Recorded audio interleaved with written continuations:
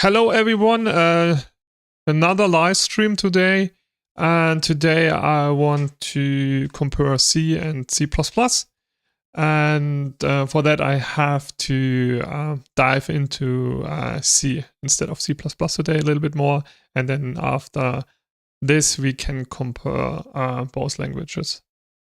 Okay, let's go. What we need here, I need a good tutorial. See. So we're going through a tutorial quick. I hope it will be not that long. I think C how to was good, right? Was it? No. Let me see. If you have a good source for C, please put it down in the comments. That would be nice. Here's something. I don't know. I want to have something with exercises actually. Because sometimes the sources aren't really good. It's probably the same if you like with C++.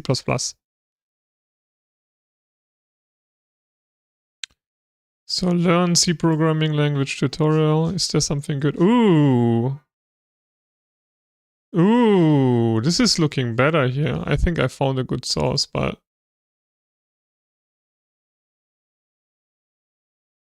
C structures test. Oh, this is interesting. Oh, this is a good source. I think I found a really good source. Okay, let's dive into it, right? Here we go. It seems like it's a really, really good website here. I did already off stream a little bit. See how it called onion. Let me see. Onion. What is the name for it? It seems like there is some problem. Give me a second. With the YouTube stream? No. Everything should actually work. Let me check quick. Yeah, everything is working, so that's not a problem. Okay, let's go back to this here and let's check it.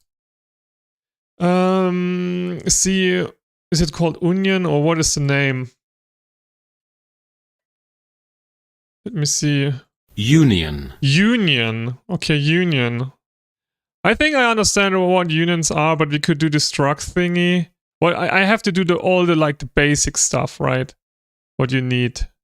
Like the 1D array, 2D array, that makes sense. Probably some pointers to pointers, pointer arithmetic. But probably this is kind of the same than in C++, I guess. String lengths. String comparison, this could be interesting. Preprocessor we don't need. Structure test. What is this C structure test? Oh, we have even tests here. This is really nice. I really like this website. Do you know what's funny? It's called Java. Yeah, Javad point. Is it Javad or what does this means? Javad. Let me see. It's not even name, or Java T point or something, but I like it. It's cool. So so we have also some tests what we can do. Yeah, I like this. Okay, let's union. Let's go over the topic union again. That was really interesting for me. What the union is. So you can use it also in C++, correct?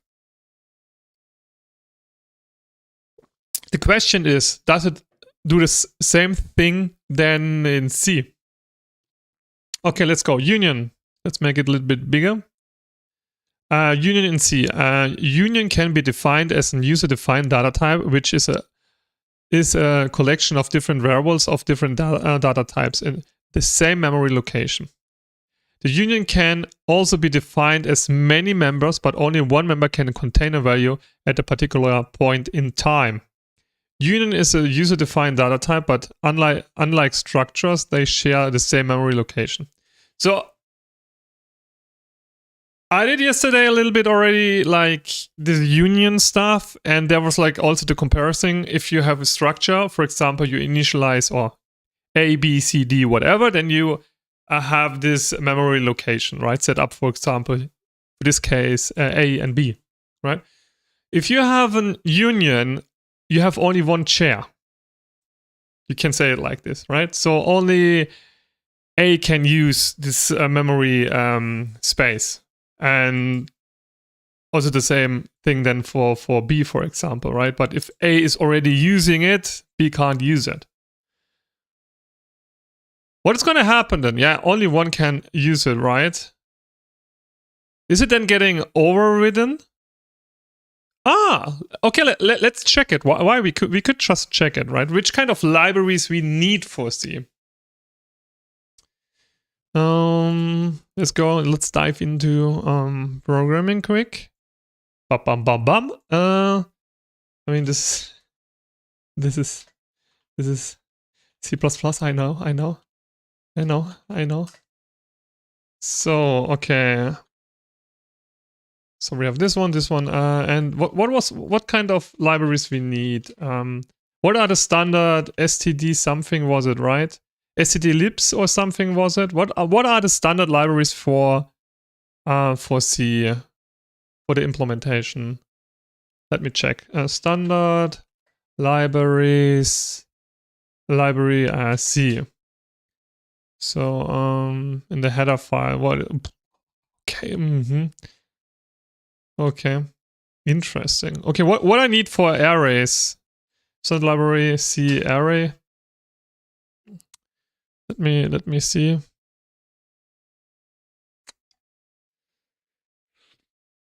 Okay, I am not finding it. CPP reference. I'm not finding it. It's actually C++.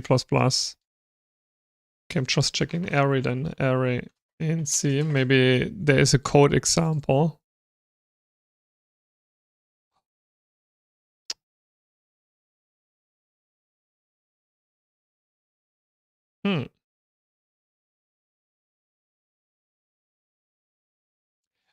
I mean, I literally just watched 6 sources already, and they have code examples without a header file. Hey Ulf, how are you doing, man?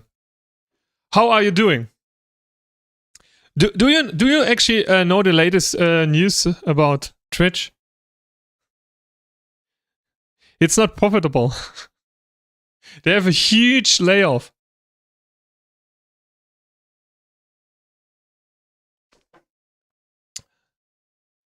So, but probably the problem is that they have to pay for their own tech. And I think this is the problem, right?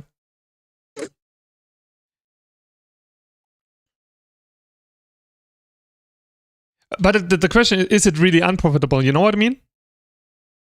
Is it really unprofitable? Or is it just not profitable because they have to pay for the service what they back then developed? And probably we're not getting an answer to this kind of question.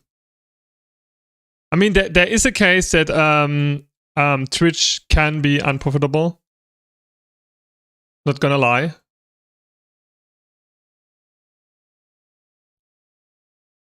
So what is this std.io? Input output it stands for, right?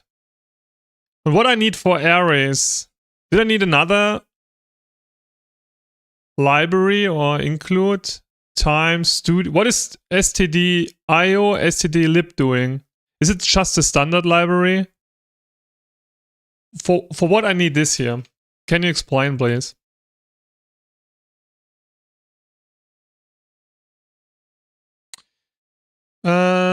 Is the C standard library? Okay, good to know. Okay. Do you know what? I have a problem a little bit because I think next week I have the next week I have exam, and the thing is they're mixing up a little bit C and C++, and I'm not really liking that, to be honest. because yesterday, just for fun, I tried to optimize my quicksort, and I ended up with this optimization that it's way faster than the quicksort what we learned in university, because I just used then this swap thingy, right? And it's like performance-wise so good. It's insane. And then I checked even out how it is defined. It was really interesting because it's moving using the move, right? The move semantic, not the move semantic, but the move thingy in C++. And actually, I have to also check out how the move semantic is working in C++. It's cool that you can define objects like that. But yeah. And then, do you know how I ended up? I watched until 2 a.m. In the morning microcontroller stuff. Maybe sometimes you should not dig too deep. I mean, you can literally dig too deep. Not gonna lie. I was like, oh my god, it was so overwhelming. I mean, you know, guys, that I once like studied like this automotive system engineering stuff, and we have microcontroller stuff back then. So, but still, it's crazy. It's crazy that we ended up in a situation like that, because it's like, okay, we have tech, we have electronics. Is it called electronics, right? And then we can do something like this, and then we have rule books. On top of the rule books, we have even more rule books and more rule books and more rule books, right? And this is also sometimes probably the problem, that some stuff getting slower over time, even if it's like we're getting now Windows 11 or something,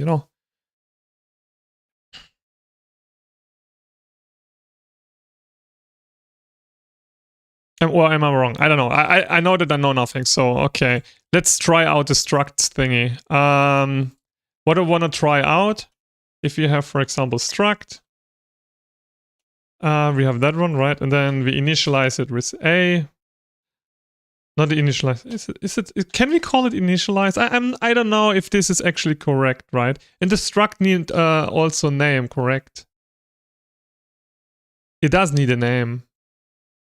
So, and then we can say ABC, that's what I learned so far. And then we can say, for example, ABC, and we want to have A0 not like this here. That should work. And then we need struct before that, right? So, bam. Okay, surprise, surprise, it's not gonna work. Why? Wait, let me think. I mean, everything is correct. Wait. Maybe there's a... Maybe I did a mistake here. I have the struct before. Okay, let's read. Expected an identifier. Oh, okay. Right, okay, and then we say 0, right? And then, for example, we can... Is this not a beautiful code, boys? And then we can do something like, we want to print it out. And we're going to check it out. So we're going to check it out. Boom, boom. Okay, this is not even working. No operator. What? It's getting better and better. We want to print out 88. Okay, makes sense. Okay, everything is fine. Let's see. Now we should get the 0, correct? Okay, we got our 0. Really nice. Let me check if we're doing something like this. A, B, and then 1. So probably, is it getting overridden? I don't know. We're gonna check it. See out, and then we say A, B, and it's gonna check. Wait, what do you mean? You can struct from line 15. That's only necessary in C. Yeah, but I learned it already this way. It's fine. So, okay, then I have a really important question for you, Ulf, then. So, okay, we have our one, so it's getting overridden, right? So we can check if it's getting overridden, and because that's how Onion should actually work. Because if we calling it, I have to learn this keyword. Whoa. Expect an identifier. Ah, yeah, okay. Know what an identifier is. Boom. So, okay. Okay, mistake. What? Ah, we have a struct. We have not the onion. Ah, my mistake. Okay, this is everything is correct. Let's use the onion. Union. Okay, and then we need here also union. Okay. Let's see what's gonna happen now. Yeah, okay, it's getting overridden. Interesting. If you're doing struct something like this, we need here struct also. So you said we not have to do it for C++ the struct before, right? Correct? So that we have that. And we can remove this here. So, bam. Okay. So, okay, if you can do this, right? For what we need then typedef even, right? We can do something like typedef, and then we can say, I don't know, ABC. Or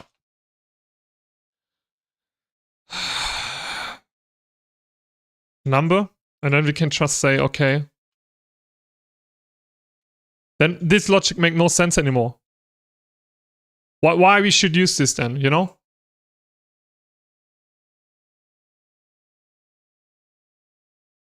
Because if you can do in C++ this struct thingy without, you know, are you getting my point?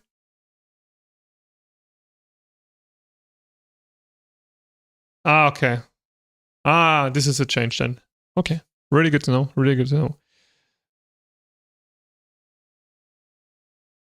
It sounds like your teacher is teaching you C and not C++. Now the problem is like you are in this in the C++ environment, and I just checked some exercises for the exam. Is it exercise it or like what is the correct wording? Sorry, I'm not. You know, my native language is not English.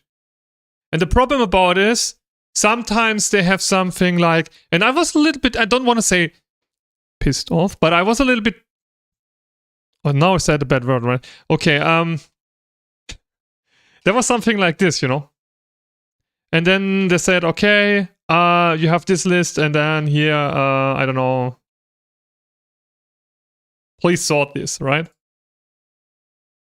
And that was like a C++ environment. And my question instantly was like, why I'm using this C-style array? Why I'm not using a vector? Or I don't know. You know what I mean? Because we are like in the C++ environment. Why I should use the C-style array? If I'm not getting a benefit out of that.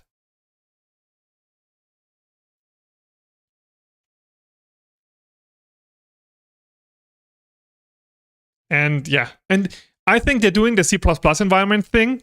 And then they're saying, it's getting even a little bit more weird, because in the first semester, they said, okay, the exam is like in C, you know? So the exam is in C, but you're using as output like the stud library and stuff like that, you know?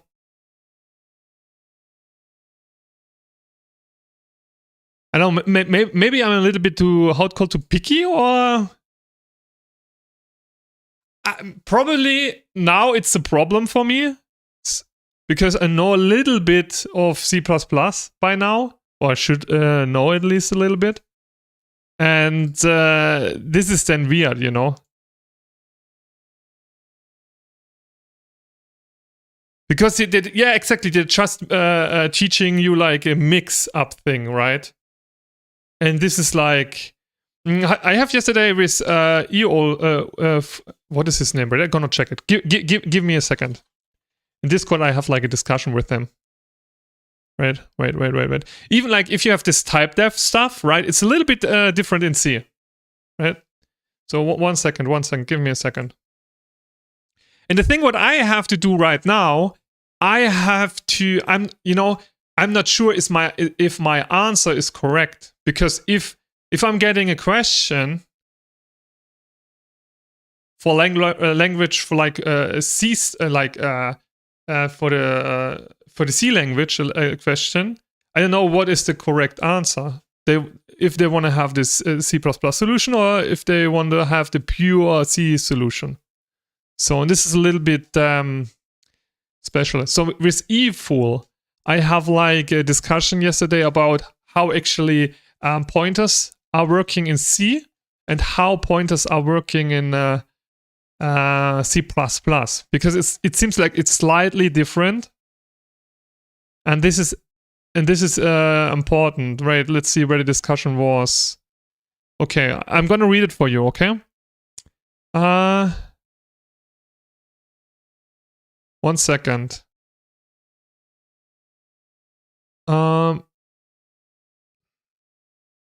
So what he had like this here, right? This was the question. I'm gonna show it to you. He had like this question, right? That was the question. What is the type of the asterisk P? So and his answer was then, of course,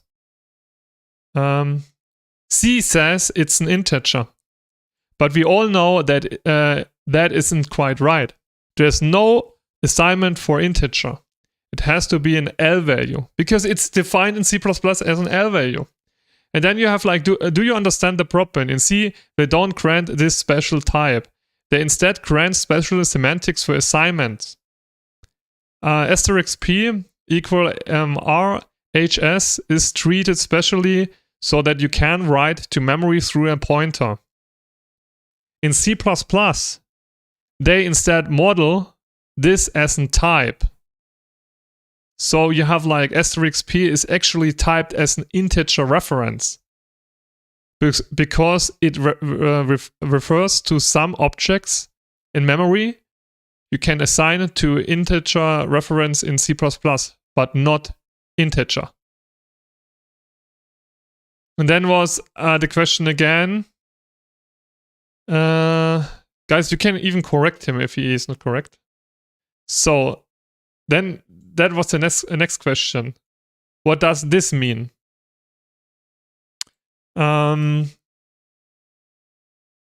He said then P is not a pointer. It's actually referring to X. Here it's going to write to X or write P, which is the same thing. It does not change any pointer because there is no pointer to change. That's similar. Is similar.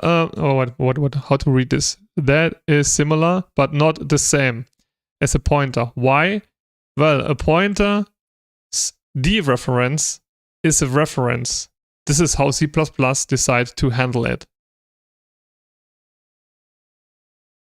Wouldn't have though thought to say it was an integer. I mean, this is a huge discussion. I'm also not sure about that. I mean, we could even ask quick C++, not C++, we could you could just ask quick ChatGPT to validate it, because it had probably a big database.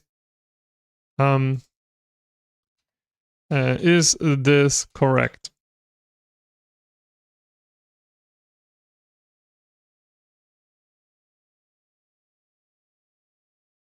Okay.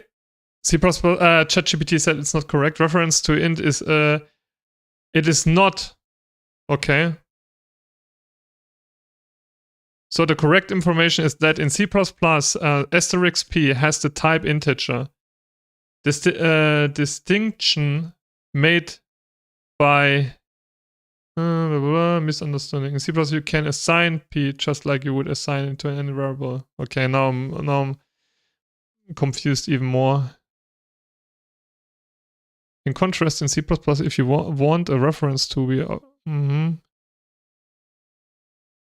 So to clarify, the type of asterisk P in C++ is integer, not the reference. So okay. Yeah, I think this is like, I think we don't know. We need like another 5-head programmer here.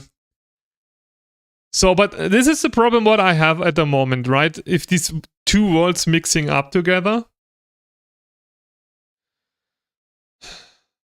So there's also like, how big is this, right? How big is this? We know, okay, an integer in a 32-bit system is like 4 bytes, correct? 1 byte have 8 bits.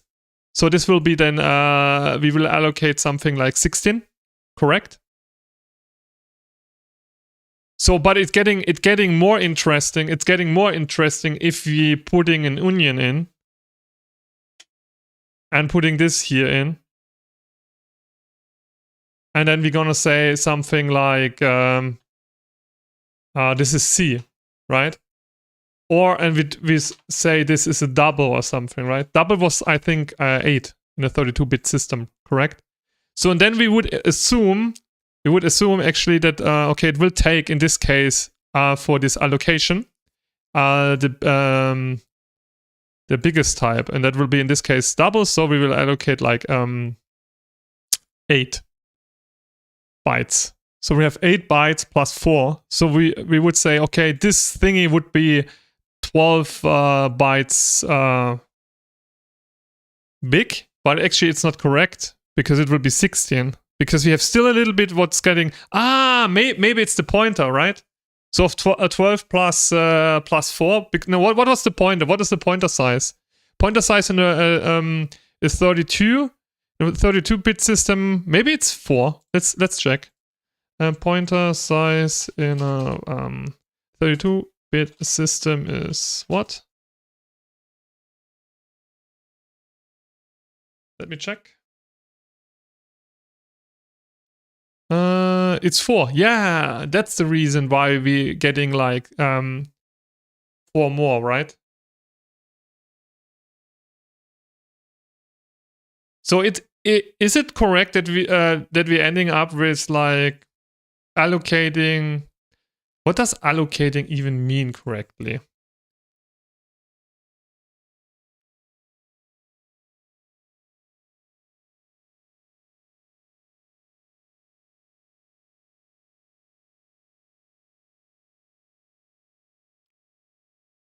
Can I say...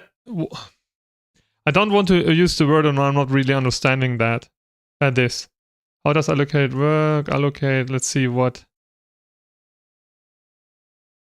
Yeah, allocate is okay. Okay, I can use it. I got it now. So can we say then, okay, the size will be 16 because we will allocate 4, like we need 4 plus 8, so we have 12, and then still we need the pointer, so plus 4, so we're ending up with 16. So if we have like a 64-bit system, it would be slightly different. The size of members is 12, but alignment is 8, so 12 must be... what do you mean? Size of member is 12?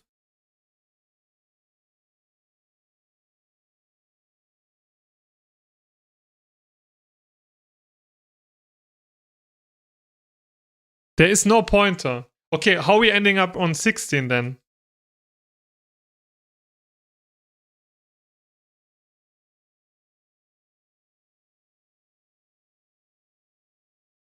The size of struct must be...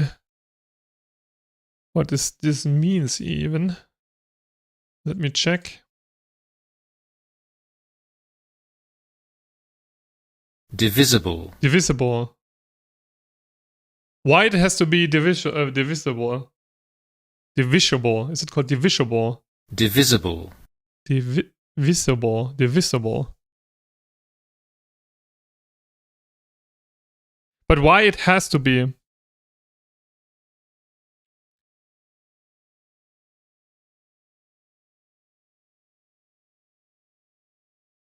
Because of the 8 bits, right?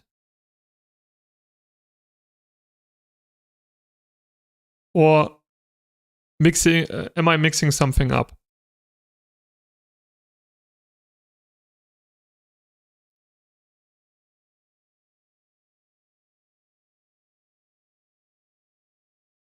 Because how if efficient memory reading works. Okay, what kind of topic, what kind of knowledge I'm missing to understand this topic?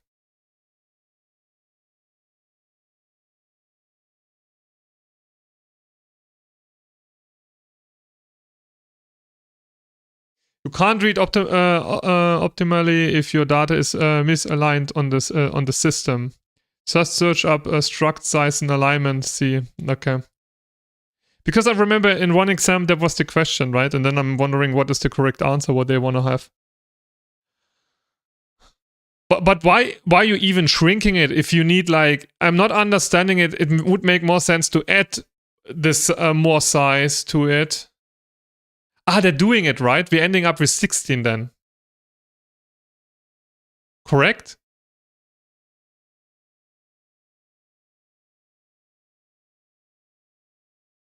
So it's saying, okay, we're taking the 8 and then 8 multiplied through 2 times, like by 2.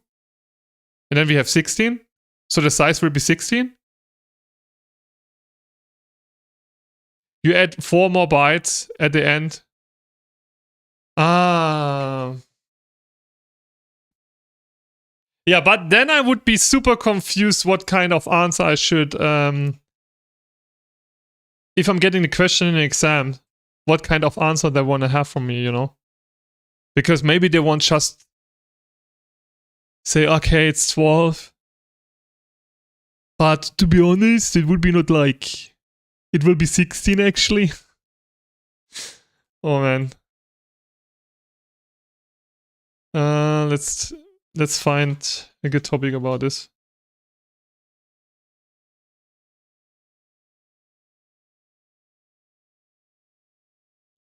Struct padding. Oh, yes, struct padding. Let's check it out. It's really interesting here.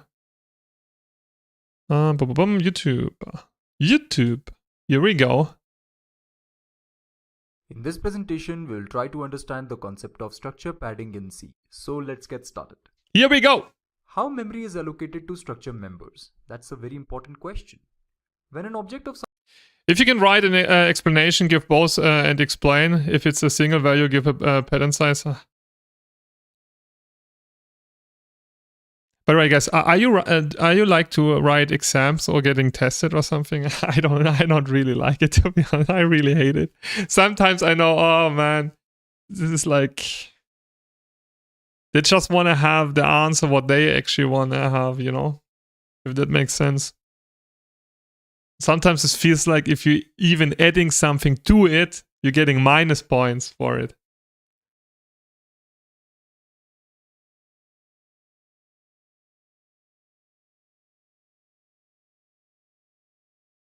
Oh, I never was good in it. Never. some structure type Maybe this is the reason why I still don't have a bachelor. is declared, then some contiguous block of memory will be allocated to structure members. So when an object of some structure type... I remember one fun fact. I remember one time I had like a really important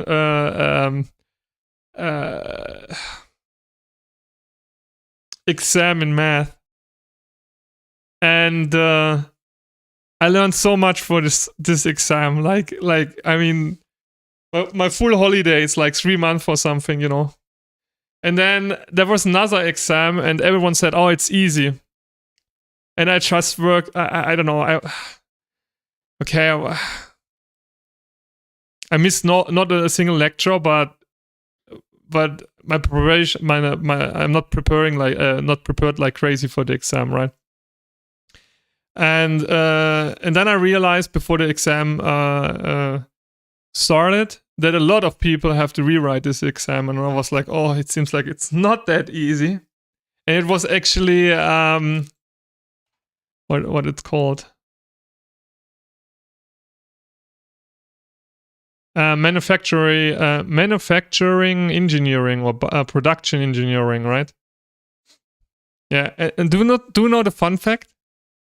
I failed in math, but I was able to succeed in the manufacturing engineering exam. And it pissed me so off. Because I invested, I was just more chilled in the other exam, you know. that was probably the thing why I succeeded in the manufacturing exam. Type is declared, then Stupid, the just contiguous stupid. block of memory has been allocated for the structure members. For example, if we have a struct ABC which consists of 3 members, 2 are Oh, wait, is this already mixing up here? Because he is not using typedef. Because the title is structure padding in C. Wait, can we do it? In C we need typedef, correct?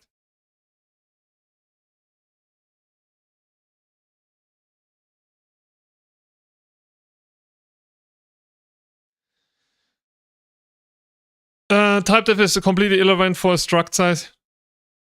I mean, if you're in a C environment.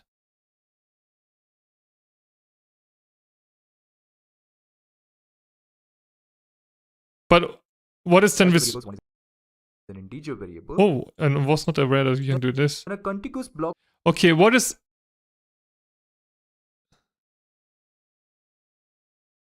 Yeah, but why you can do then the var?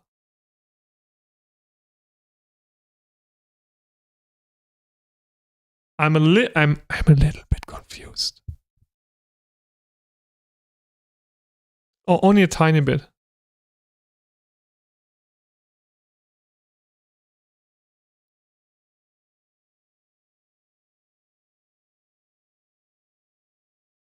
Okay, keep going. Maybe someone like in chat or on YouTube can just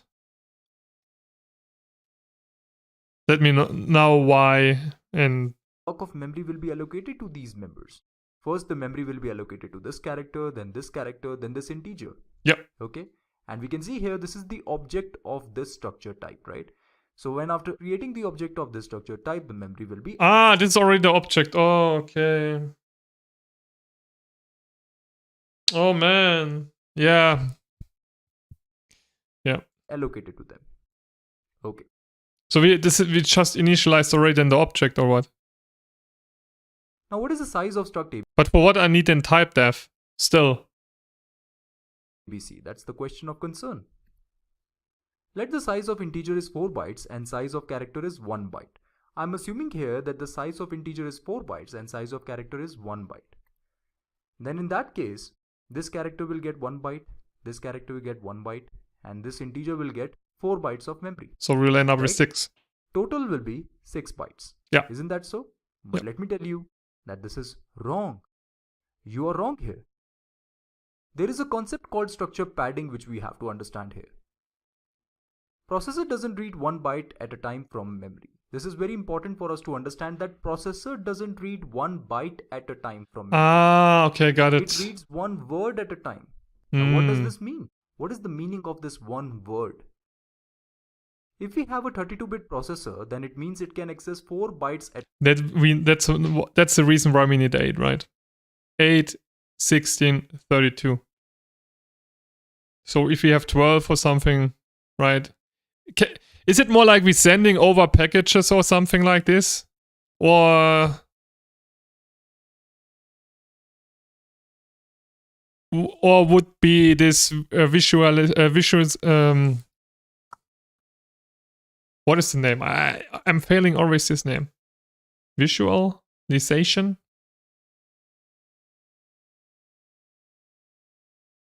Visualization. Visual. Oh, meine Güte, ey, Englisch, Mann. Visualization. Visualization.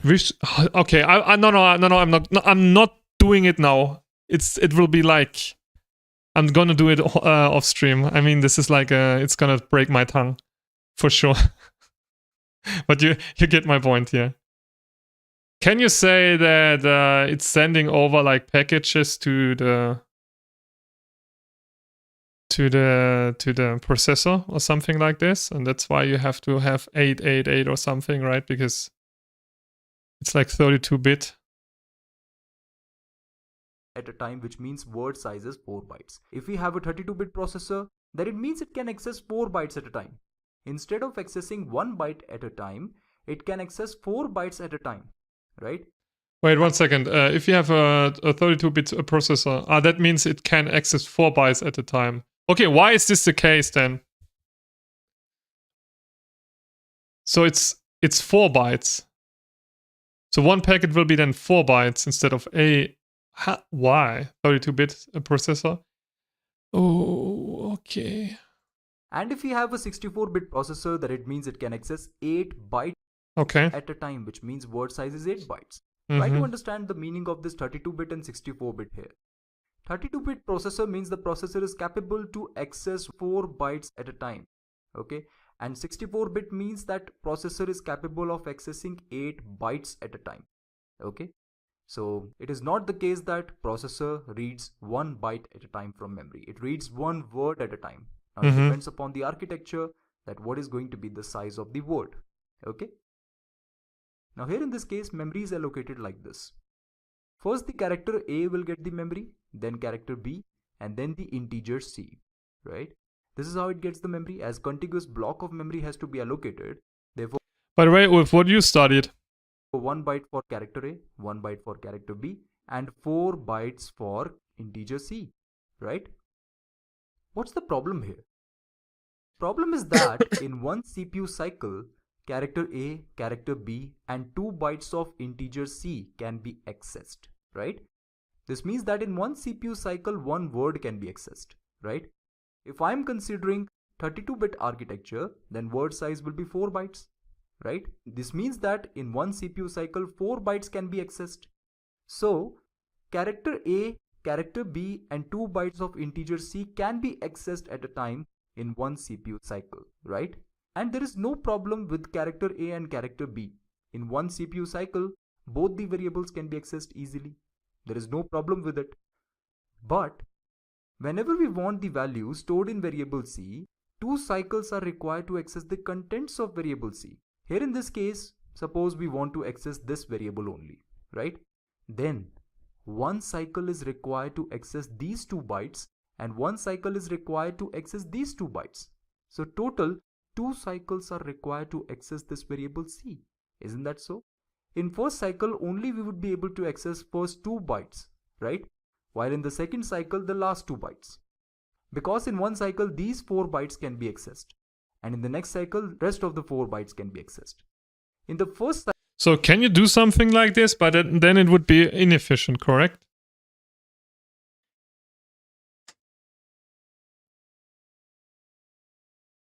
cycle we would be able to access these 2 bytes only, and in the second cycle we would be able to access these 2 bytes. This is the problem. Unnecessary wastage of CPU cycles exist in this case. Here, in order to access this variable, 2 CPU cycles get wasted, right? The scenario is like this only, that suppose we just want to access this variable. We are not interested in these 2 variables. Then 2 CPU cycles are required to access this variable, right? Which is an unnecessary wastage of CPU cycles. We can access this variable in one CPU cycle as well, as the size is 4 bytes, right? So in one CPU cycle we can also access this variable, but unnecessary 2 CPU cycles are required to access this variable. This is not correct. That is why the concept of padding came into picture. We can save the number of cycles by using the concept called padding. Okay. Here we created an empty room, right? Why this empty room is created? Because we understand that variable C is overlapping here. 2 bytes will be allocated for the variable C here and 2 bytes here. Because of the concept of padding, empty rooms will be created here and variable C will be allocated in this memory location. Which means that variable C will get these 4 memory blocks. With the help of padding, variable C can be accessed in one cycle. Although memory is getting wasted, but variable C can be accessed in one CPU cycle, right? So total number of bytes allocated in this case will be 1 byte for this character A, 1 byte for character B, 2 bytes empty room, and 4 bytes for integer C. Total number of bytes are 8. Therefore, the output of this program is 8. But what happens if we change the order of members? Does it affect the size if we change the order of members? Here in this case, we change the order of members. Here we have character A, then integer B, then character C. Okay, let me see. So we have this like this 4-byte thingy, right? So that means we have char will be 1, integer will be 4, so we have 5, but it's only capable to do per package like 4. That means we have here. Oh, this is interesting. I mean, this scenario is interesting, like because you have then here's still the 2. And this is that would fill already up 1 block, right? So it would be way better if both of them would be in one cycle, like in 1 block, and then integer b afterward. That this is interesting. I don't know how this is gonna be handled. And you could do also something. This is 3 or 4, 5. I mean, you could do something like you have your char, then it's empty, then you have the integer, 1 block, 1 cycle, and then you have another cycle with char with empty. But it's like it would be inefficient if it would be like that. But maybe the compiler can optimize it. Let's see. What is in between these two characters? Does it affect the size? Let me tell you, the output of this program is Probably the size will be the same, and the compiler can handle this kind of situation because the output will be 12, correct? Hey, why it's 12? Yeah, it makes sense. Because of padding. So you have the 4, you have 2 empty then. You have 4, 4, 4, 3 times. So that would be way more inefficient. This is super interesting. is 12. I mean, from 8 bytes, it changes to 12 bytes.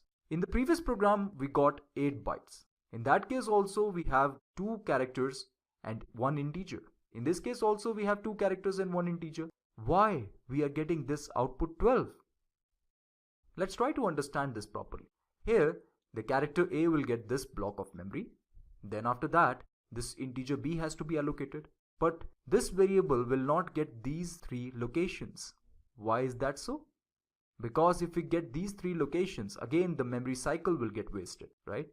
In that case, if we want to access this variable, then 1 cycle is required to access these 3 bytes and 1 cycle is required to access the last byte of this integer. Therefore, integer B will not get these locations, right? Hence, these rooms will remain empty. These locations. Now what happens to character C? Character C will get this location. But one important point we should understand is that at a time, 1 word will be accessed.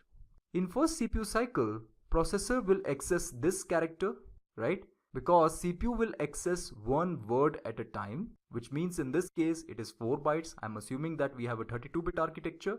Therefore, 4 bytes will be accessed at a time, and in these 4 bytes there is only 1 character, right? So 1 character is accessed at a time. Then in the second CPU cycle, this integer will get accessed, and in third CPU cycle, this character will get accessed. When processor tries to access this character, this whole word will get accessed, right? So total size will be 4 bytes plus 4 bytes plus 4 bytes. Even though this is just 1 byte character, but 1 word at a time will be accessed by the processor. Hence we will count all these locations when we are accessing this character. So total 3 words are accessed. Therefore, 12 bytes will be accessed for a 32-bit architecture. Hence, the output of this program is 12. Okay? Okay friends, this is it for now. Thank you for watching this. This is super interesting though. Is this really the case? I want to test it. Is 12. Okay. So for printf, I mean size of var. Oh, can we do it with var like this? Yeah. Yeah, okay. Let's check. Go into programming.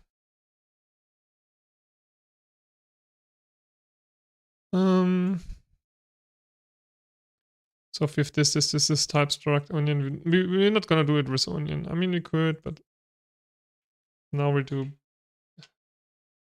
char b and integer from a. So let me check if this is really the case.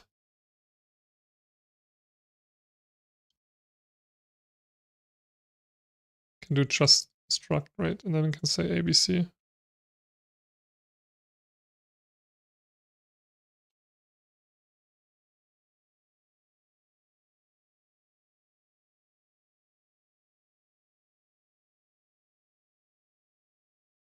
Is this defined? Yeah, it is. Nice.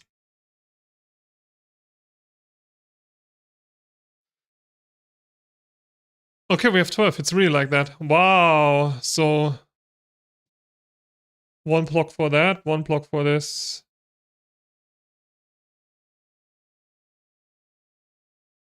What is if you're saying like this, then we would have even 16 or what?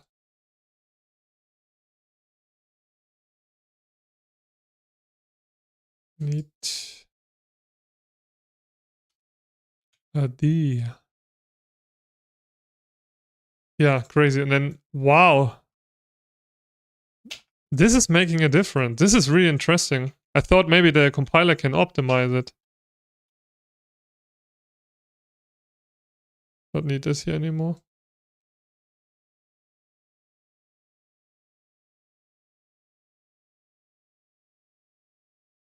Yeah, makes sense. Wow. This is so interesting.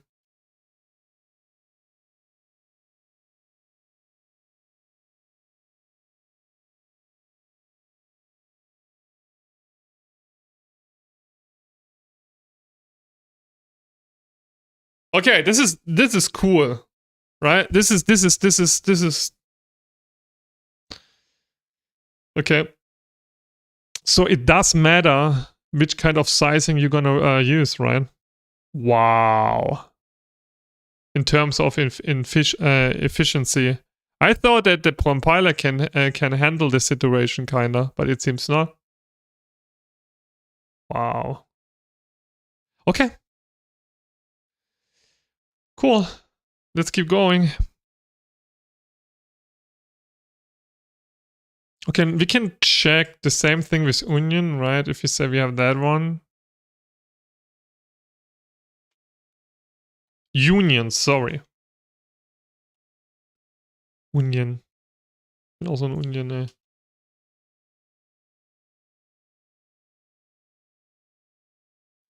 So that means we'll take 4, so we will have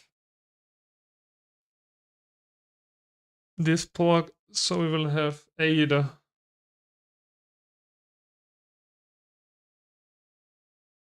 if we would do it like this, we'll have 12. Okay, cool. Wow.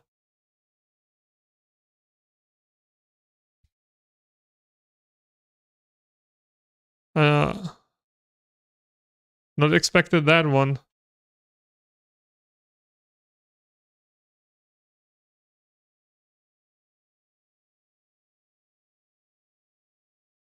I was not aware of that actually the sequence matters.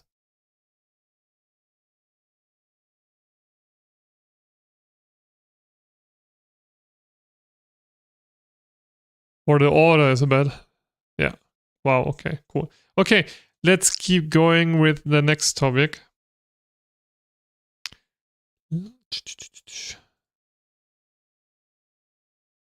So something else what I have to know if you're comparing C with C++?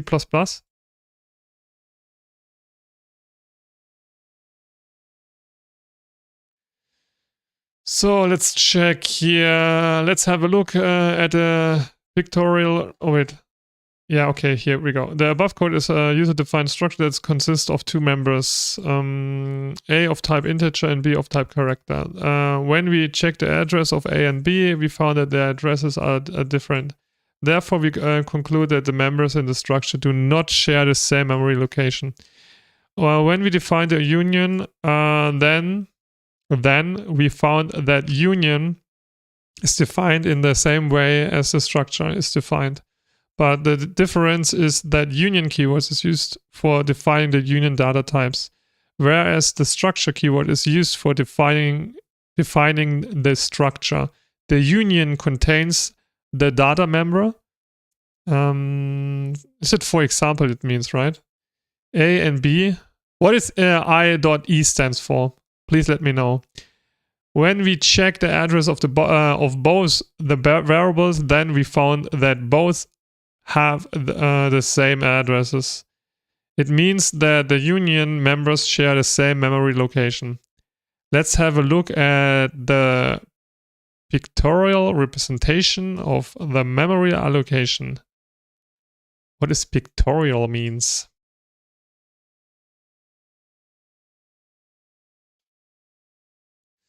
Let me see pictorially. Pictorial. Okay. The below figure shows the pictorial representation of the structure. The structure has two members. I want to know what this means.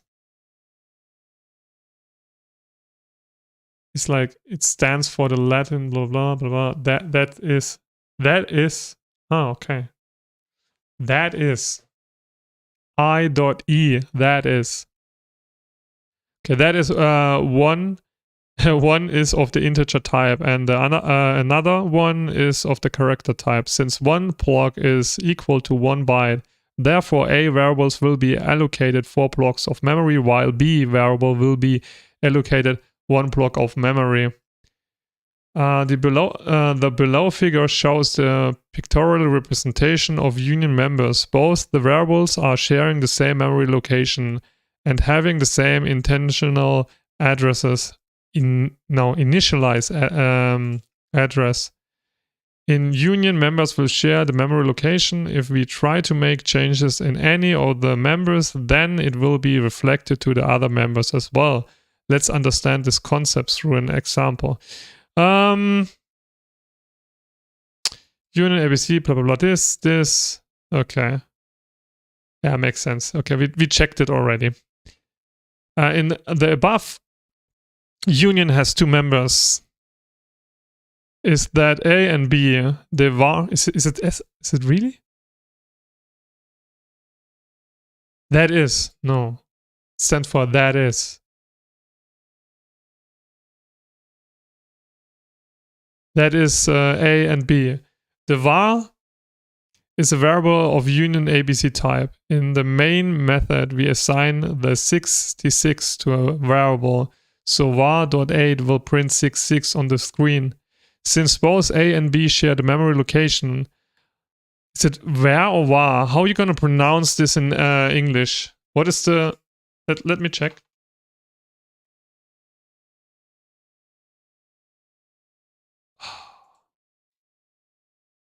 English?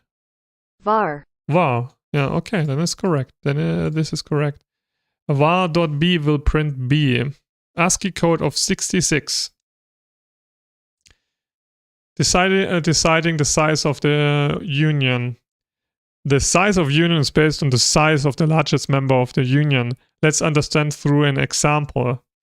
Okay, we have union ABC, integer char B, float C, double D, and then we know the double is the biggest, right? Double will be A, the integer main. So as we know, the size of an integer, 4 byte, is 4 bytes. Size of the char is 1 byte. Size of the float is 4 byte. And the size of the double is 8 byte. Since the double variables occupy the largest memory among all, the 4 variables, so total 8 bytes, will be allocated in the memory.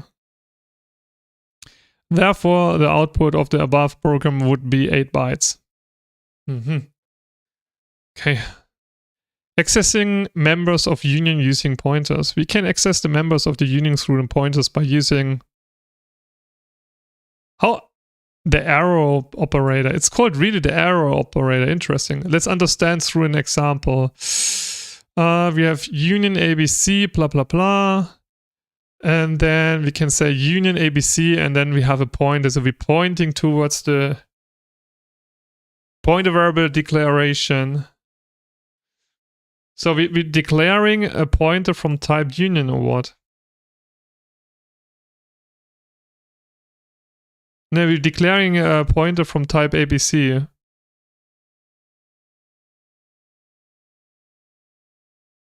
And then we're saying union ABC var. So we're creating this object var. Then we say var.a is equal 90. Then we have ptr and we say, I mean, we're just creating this one from this type, right? And then we have this address operator. So we're getting the address, so the pointer getting the address, and then we can use the pointer to A. Yeah, good. That makes sense, right?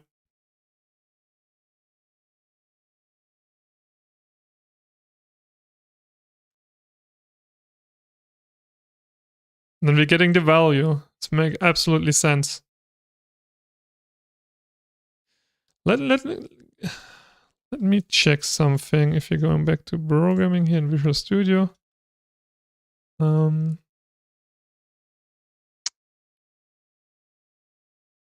So we have that. What would be, so we have this printf, right? So we're getting the address if we're doing something like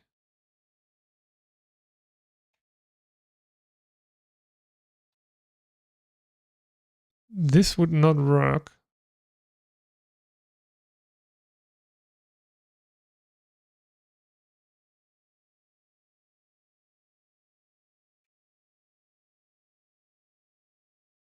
Wait. What I am missing here?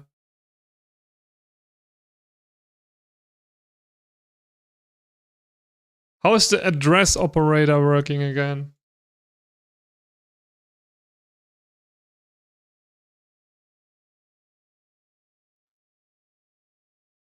So we have the, I thought I have to dereference it. I thought I could write also something like var.a, right? This is correct. So then I should be able to write ptr.a. It's making it automatically. I thought I have to do it like this and then dot.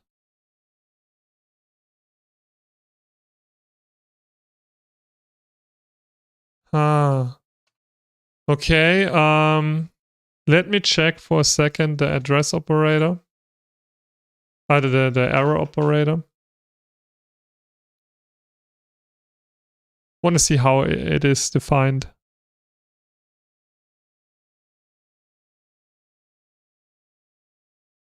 So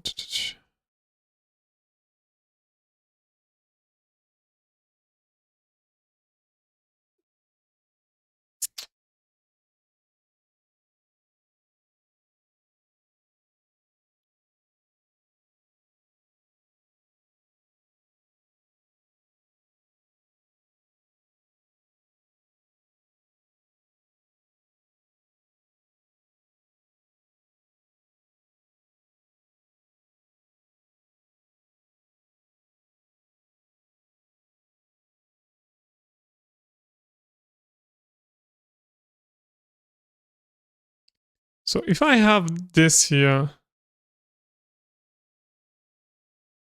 I'm creating the pointer. Here I am assigning the...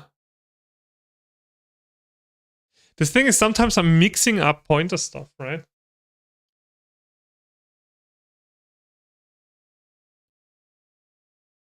$90 is correct, okay. So, okay, let's do just a pointer. So, let's see.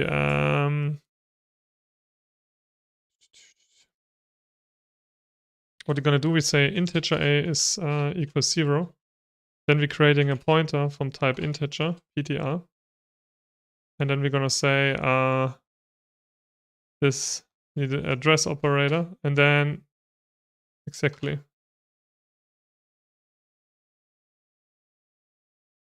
So we're getting the address from this one. Then we can print it out, correct? And then we can say cout ptr. Because we're dereferencing it. And we should get the value 0. Oh no, we're getting the address. I have to dereference it. Damn it, Sven.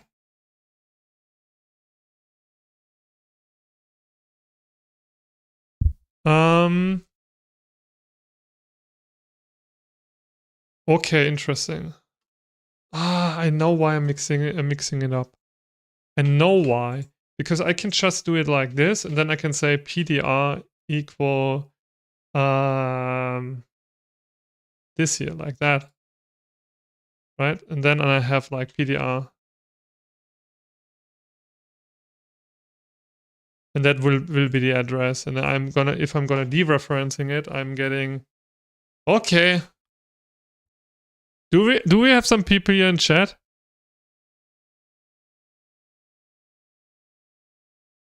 I mean, so I can do it like PDR. Welcome, mate. My question is now, if I'm doing directly the assignment like this, right? If I have it directly like this,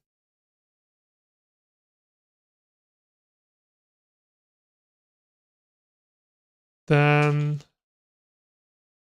that's why I'm mixing it up sometimes. Then I can have, I have to call it a little bit differently, right? If there's a PTR2, for example, PTRB, PTR, let's underscore P. So here I'm getting now, right, this is not working. Yeah.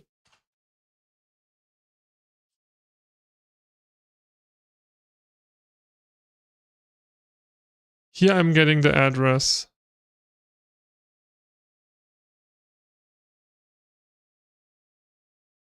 Yeah, it's the same. Well, why I was confused? Why still pointers are confusing me sometimes? It's crazy. I have to always dereference it.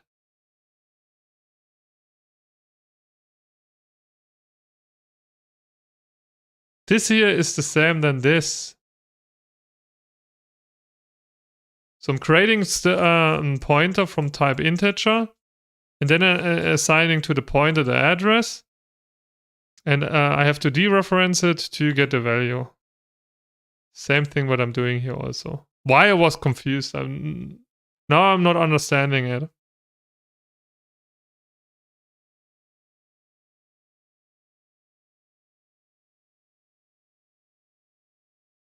Even if I'm saying this here, then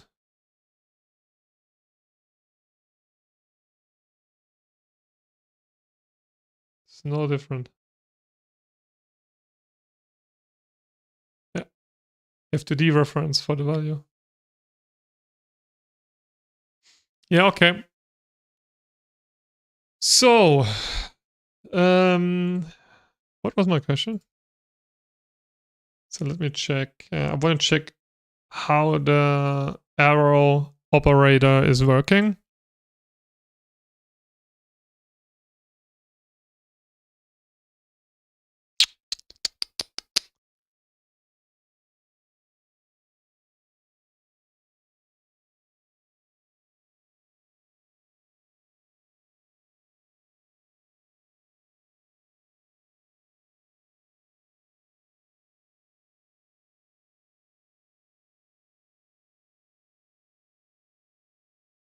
I think I know why.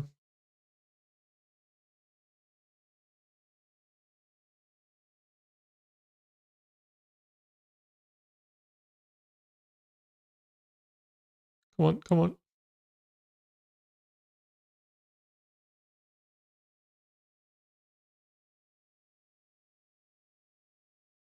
Why it's not working? PDR should work. It's undefined. Okay, I can define it. No. Okay, here we're creating a pointer from type ABC. Then we say we're creating var, and then we say var.a is 90, and then we say PTR. Okay, we're doing this reference to this object. And then we can say, okay, give me from this object PTR the A. Is there a way to write it differently? Probably there is. I'm pretty sure. Because if you want a D for reference, you saw. Do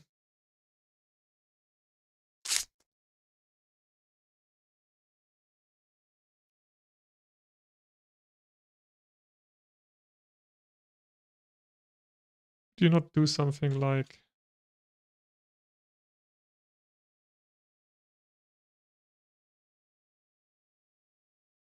No? Or you need it inside there, right? Ah! Here we go. That should work.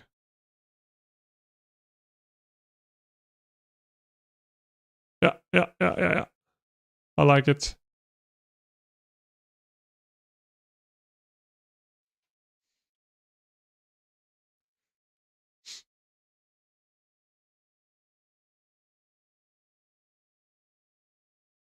Why is this not working?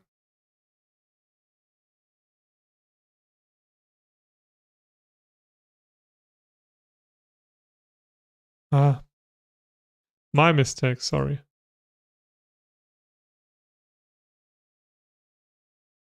So now it should work. So this is the same than this here, correct?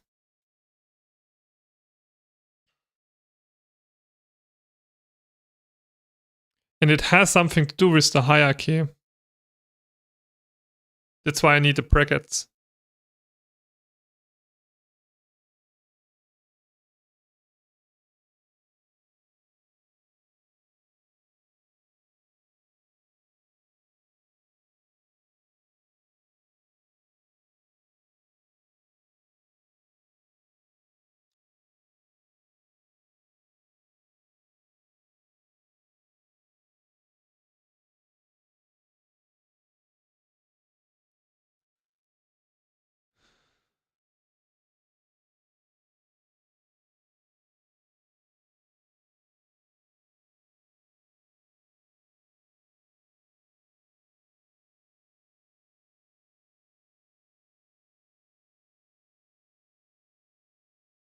But why we have this then, even if you can write it like this? Hey, what's up? I have a question.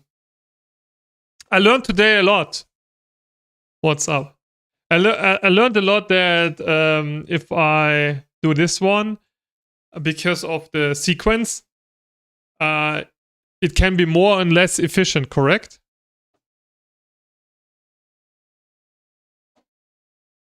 For example, if I have something like this, right? It would be better to have it. Wait. It would be better than to have it like this here from this order, because we have one sequence block here, then here block, and here block. Right? Oh, my girlfriend, 1 second.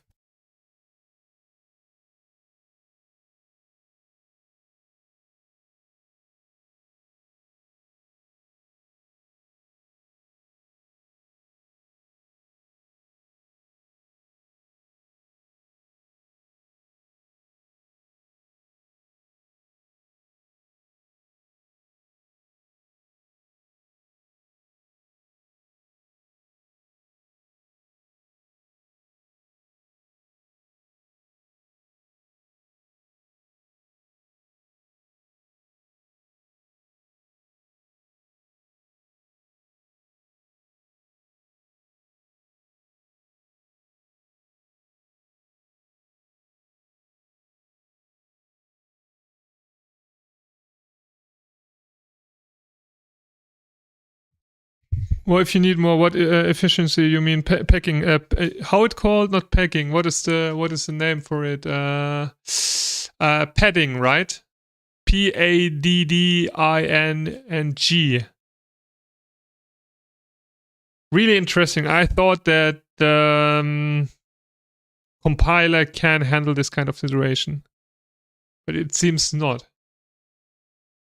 Every day I'm learning something new about C++ and C. It's really interesting. But today we're diving a little bit more into C because I need it for my exams. I will be back in 10 minutes. I'm just making me a quick coffee, and then we can keep going. If you have another important topic for me, what I should learn, what is like differently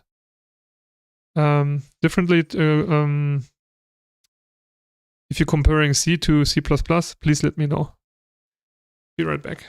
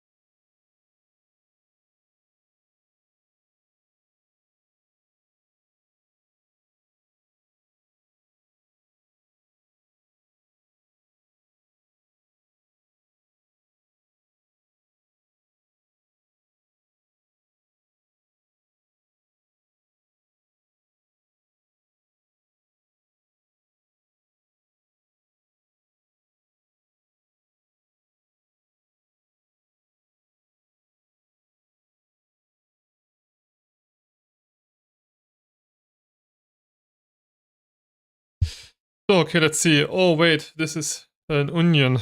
Padding isn't a big deal. Union size is the size of the biggest number. Okay, let's see.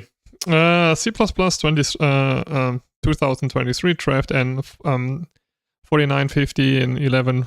Okay, the size of the union is sufficient to contain the largest of its non-static data members. Each non-static data member is allocated as if it were the sole member of a non-union class. What? What? No way. Oh ne, es wird noch schlimmer, gell? Also ganz ehrlich. Oi, oi, oi, oi, oi. What's up? Are you still there? I mean, ist das jetzt echt ein Ding oder was? Wait, I have to translate it in German to be 100% sure if. Let's see.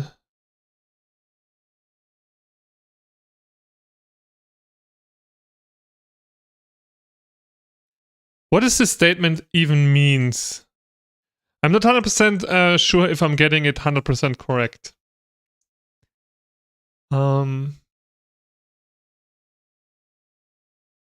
Ja, okay.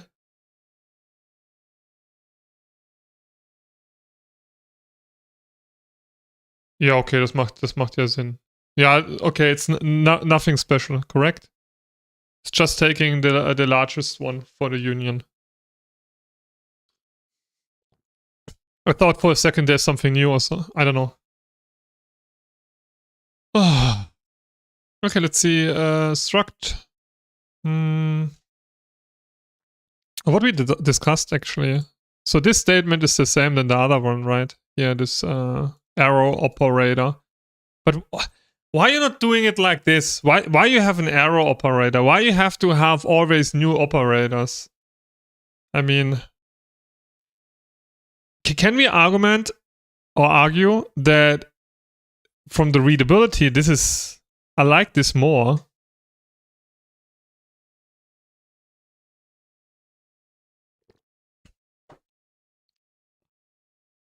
I mean, there's also an argument for this statement, but I like this because you're just gonna dereference it.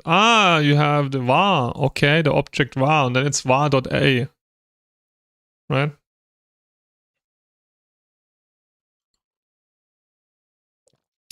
Hey Ulf, how you doing?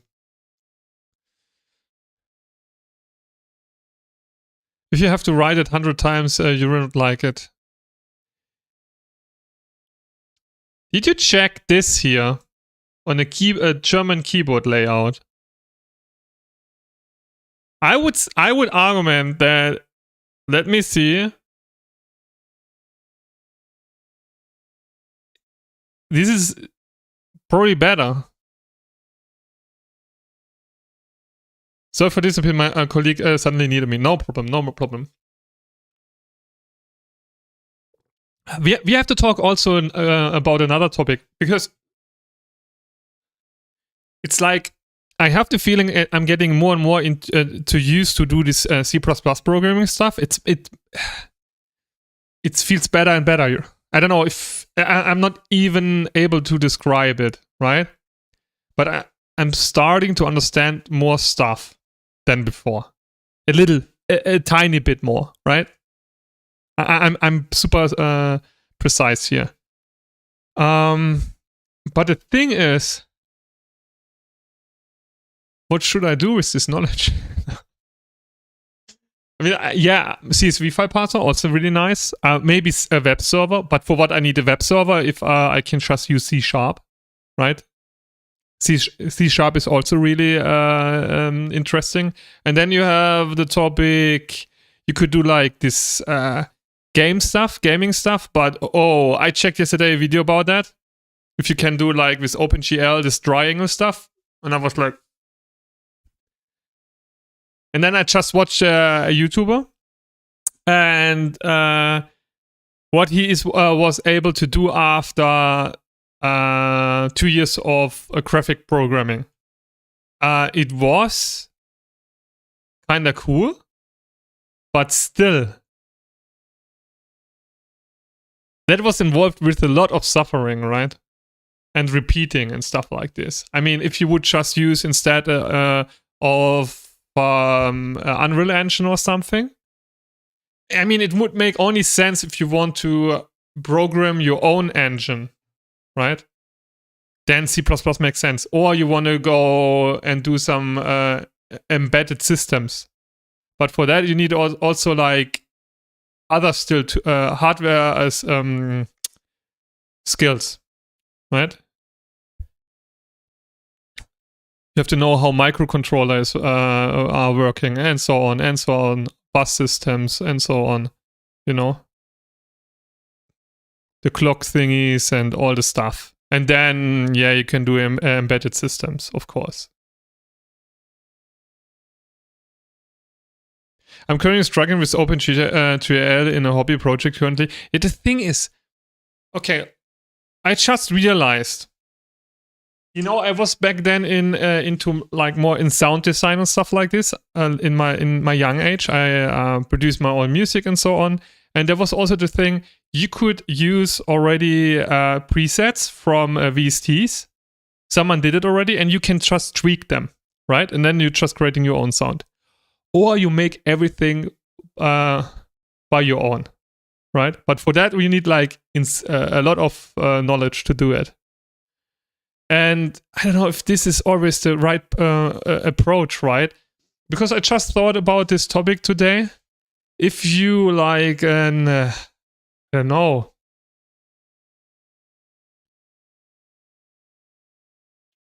If you like is it the name handcraft guy or something, right? If you're just a handcraft guy, right? And you have a hammer, right? And you can build stuff with the hammer. So the hammer is your tool, right? Does it make sense to produce your own hammer? That you know how to produce a hammer? Are you getting my point?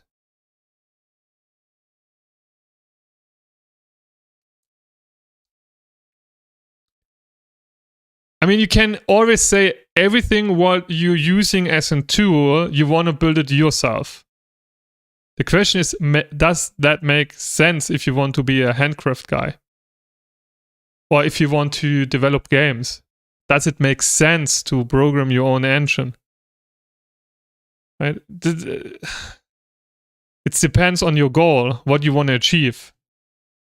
And I just realized that back then, where I produce music. Of course, the knowledge what I have, that I can just tweak it a little bit more because I have more understanding how sound is working and stuff like this. But it took me way more longer to succeed, you know? Because it's like an endless rabbit hole. So if you're into sound design, you can, this is like also can be super crazy. I mean it like that. If you're starting that, you have like a kick, and then you have like the frequency of the kick drum, for example, and then you're trying to manipulate the wave, that the wave is looking like the same then from a famous kick drum or something, right? I mean, if you're doing this kind of modification, is it modification or like it's modification, right? Yeah, to the wave then, to the sound wave. Yeah.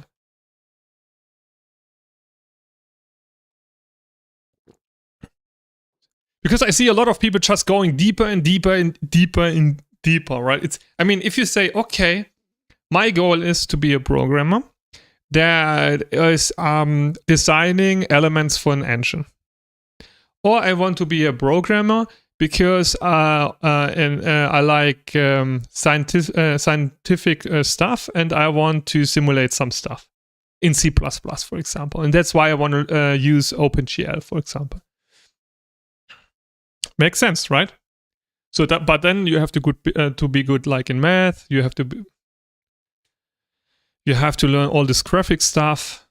Also hardware related stuff, maybe a little bit. It depends on your goals.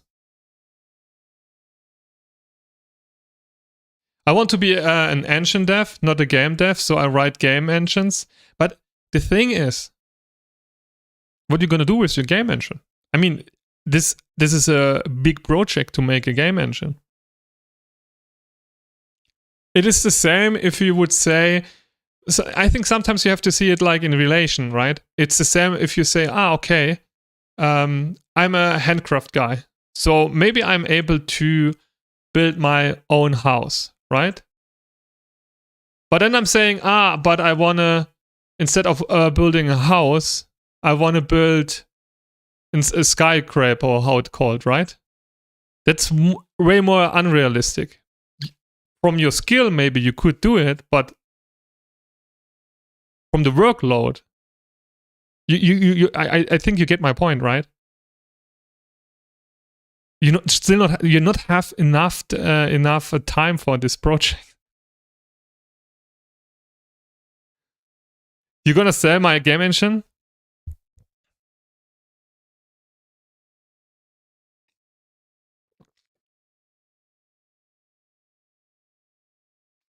Many companies have positions specifically. What this means? Specifically. Specifically. Today my English sucks so total. I have bad English days and I have really bad English day. And today I have a really bad English day. Specifically. For people who knows how to work with graphics. You mean you have to try to make your own engine that you can get a job in this field? You mean that?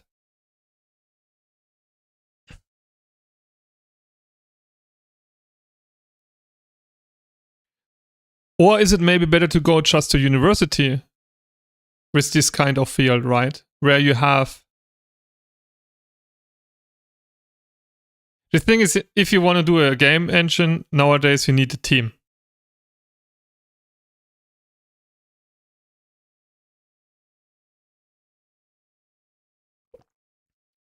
What do you want to achieve with that? I mean, to be realistic. But just check out how much effort you have to put in to make a triangle in OpenGL. Depends on what level of quality you expect.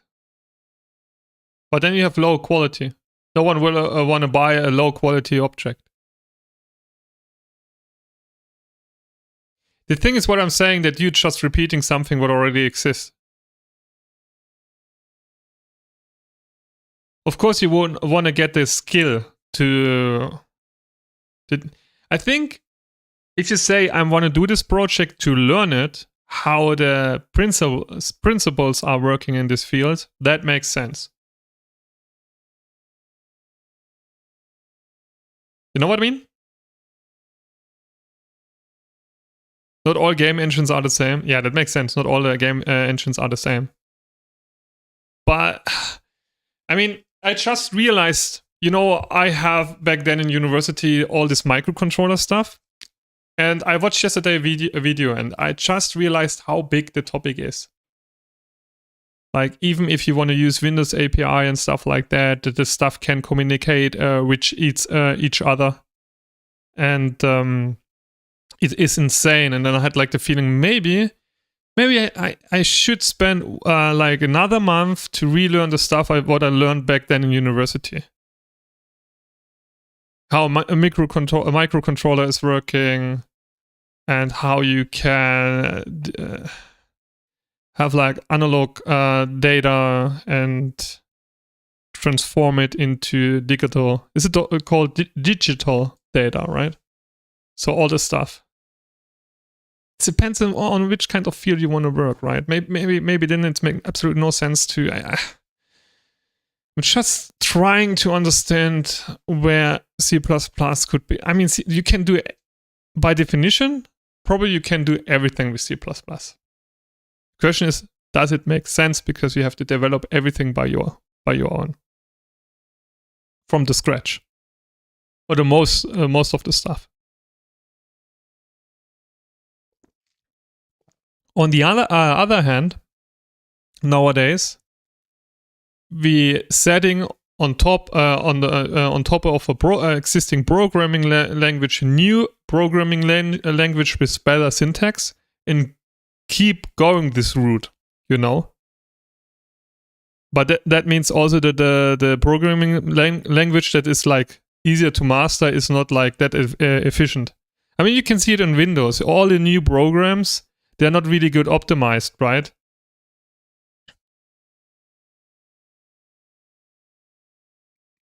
Because we're using a rulebook on top of a rulebook, on top of a rulebook, on top of a rulebook.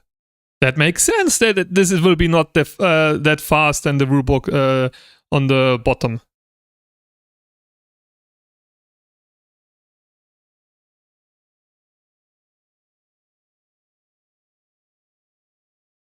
But after learning C++, it will be super easy to learn other languages. I think also. What I really like about C++ is that you have these standard libraries. They're kind of really powerful. And I'm just getting used to it, right? A tiny bit.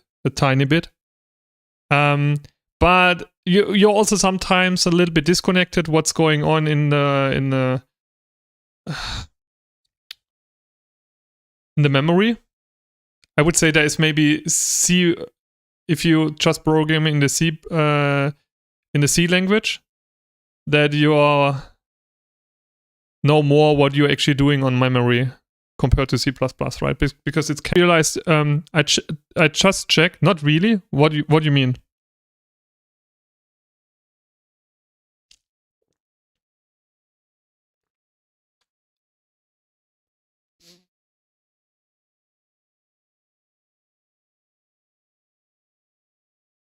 I mean, if you, for example, I check the definition how the swap thingy in C++ is working. And then it was like more like a struct or something, and then you use the move thingy, right? For the temporary. So you're using then this stud move thing to create the swap. Swap. Stud vector is no mystery to me. Also, stud vector is no mystery to me, but it takes some time to understand it.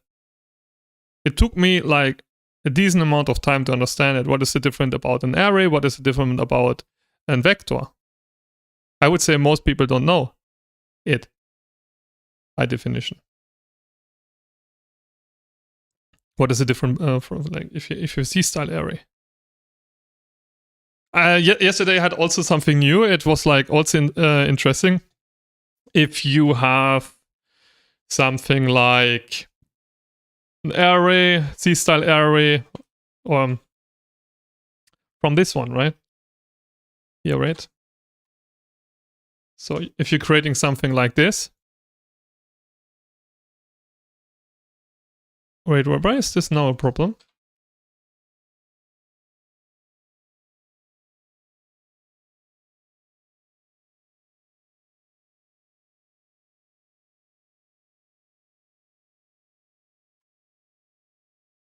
Huh?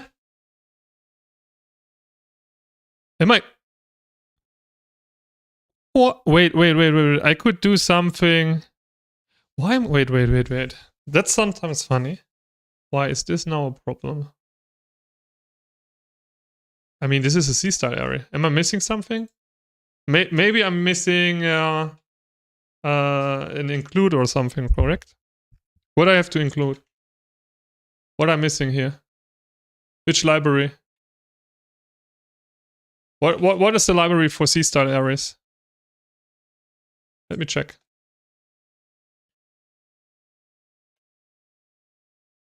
Let me check. Oh, I did it wrong. Oh, Mann, ey. Ohne Scheiß, jetzt weiß ich wieder, was ich falsch gemacht habe. You have to do it. No. No. It was correct. Hä? I'm pretty sure it was that. Put the size of int. What do you mean?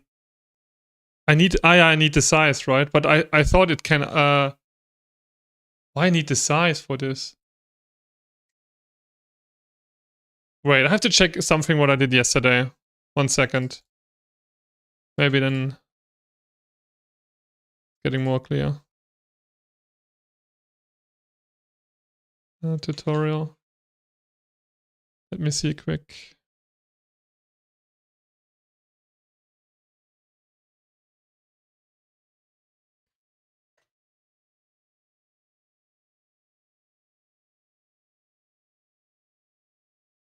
I think it was this one. Let's see.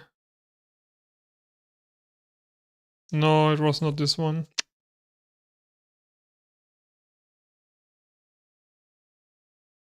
No. Oh, I found it. 1 second. Give me a second.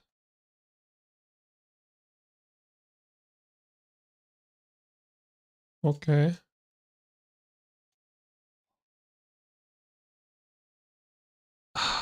Why I'm confused, right?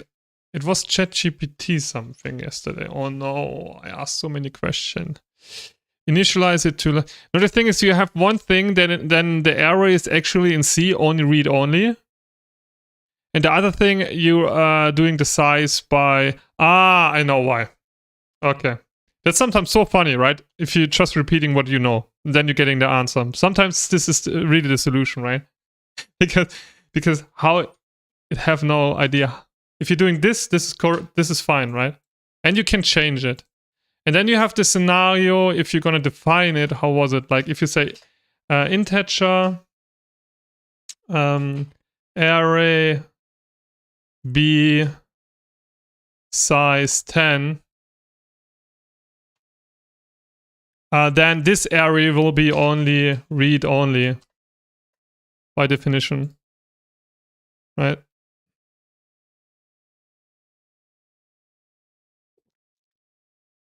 Correct?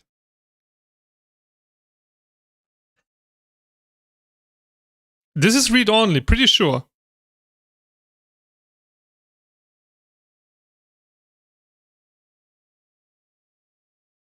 No?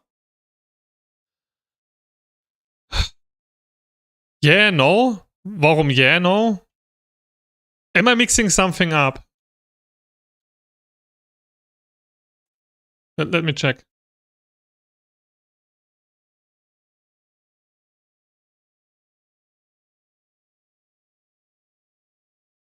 No, it's not read only. This means each element of an array could hold memory address of the integer, blah, blah, if you want to. Okay, it's not read only. What am I mixing up, boys? I read yesterday something.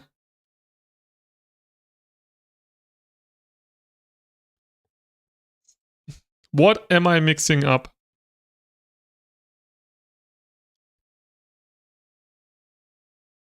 Yeah, const, but I read something yesterday.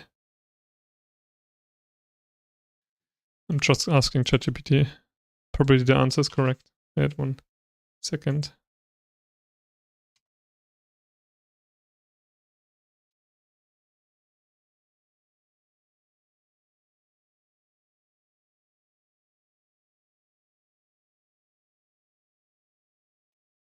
Give me a second.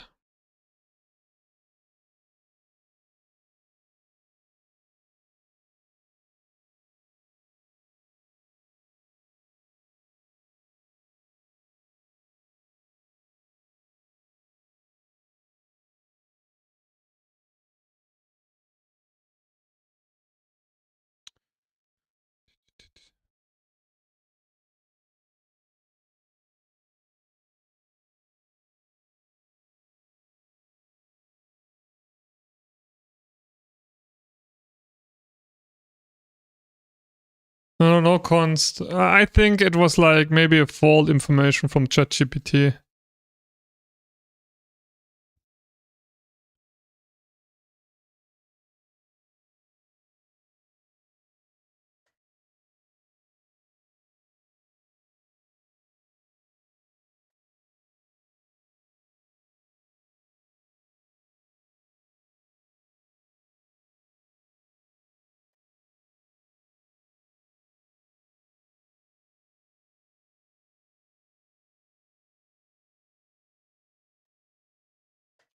Let me see.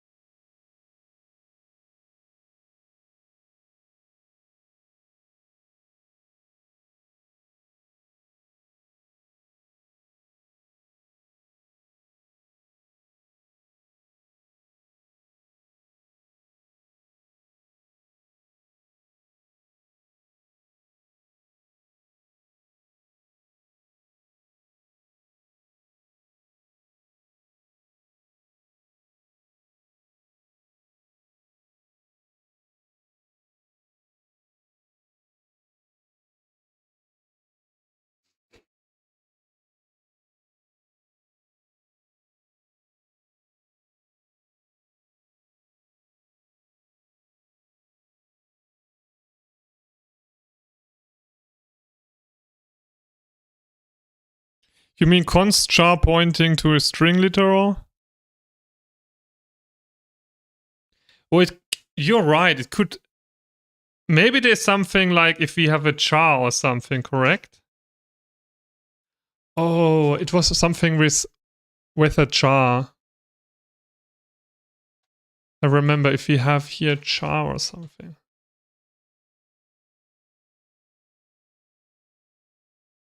Then, and if we...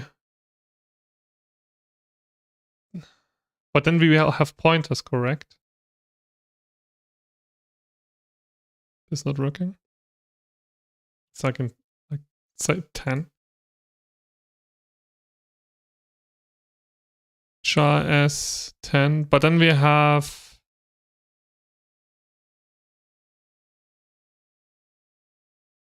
I'm a little bit confused. Const int r would be a read-only array of ints. So there is no scenario that the pointer is doing something crazy like this. Yeah, const, I know, const is always read-only. But it's sometimes from the readability a little bit interesting, right? If you have something like this,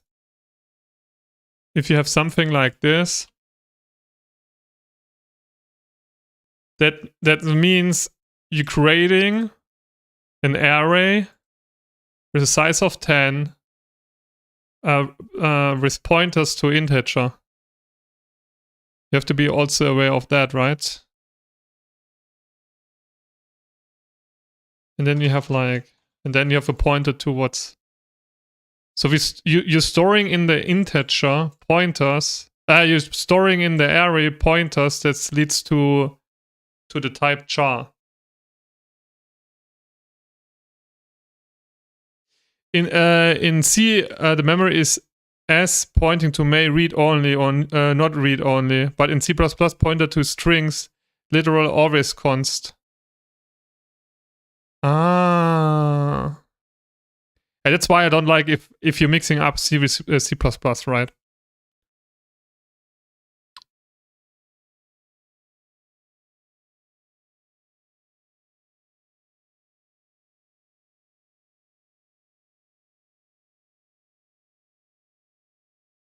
C doesn't have an idea of const arca read only. And that's why I not like that we're using for the exams the C++ environment, and it's like the exams in one exam is about C.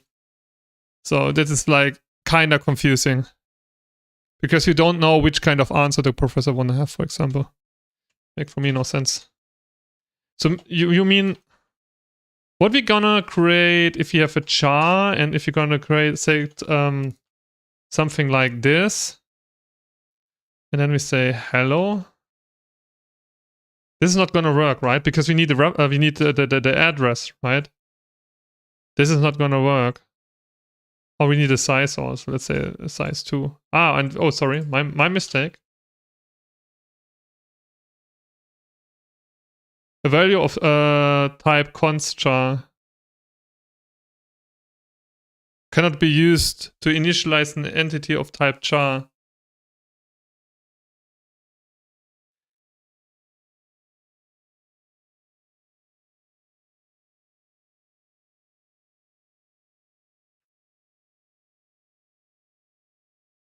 No, the problem is sometimes they have a list Something like this, you know? And then I force you to use the C-style array instead of the vector from C++ or something. So here I need... Right, if I have an integer, what's gonna happen? But actually it wanna have... It wanna have... this is not gonna work, right? Yeah.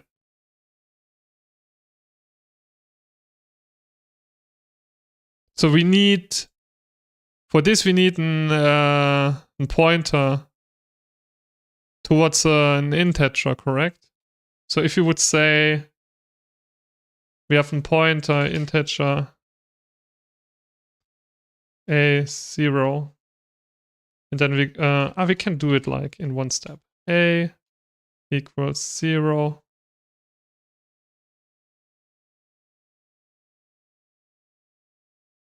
Now we're gonna do it like this.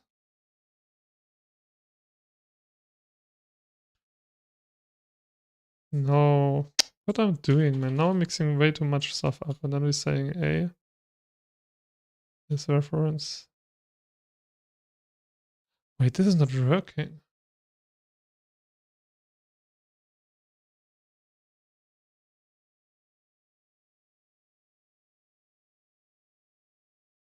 We can't change it. It makes sense because it's read-only. Wait, but you could do it in C, right? So if I have something like this, right, and I want to create a pointer, for example, so I'm saying A ptr to... Wait, this is working, right? Okay. But this is generate a copy. This is gonna generate a copy. How is this handled in C? Because we know this is read-only. We can't change this value.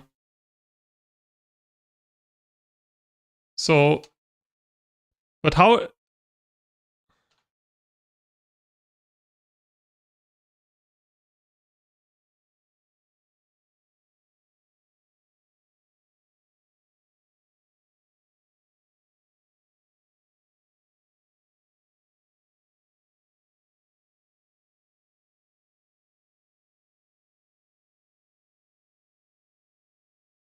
So, would we have the same case in C if I'm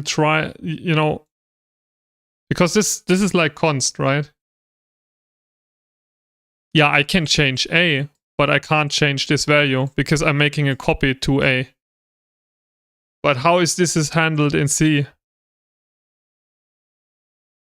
Because you said what was the definition here? Someone said it before. Yes, he doesn't have an idea of const aka read only. In C, the memory is S pointing to may read only or not read only. You can't change literals. So in C, you're also not able to change it, right?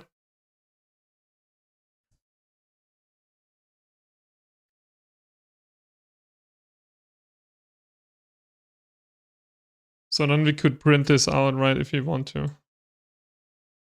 Then we could say, we not need this stuff anymore, come on.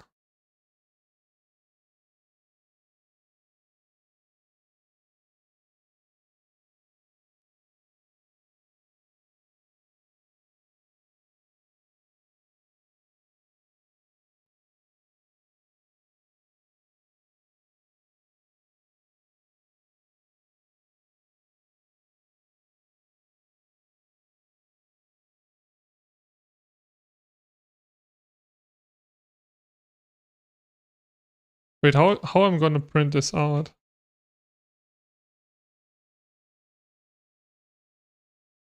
I don't like this naming here.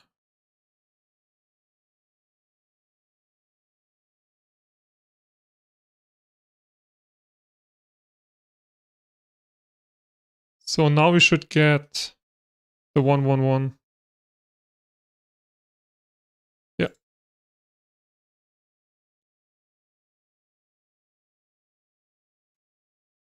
So you can't wait. Can you change literals in C? I'm gonna check.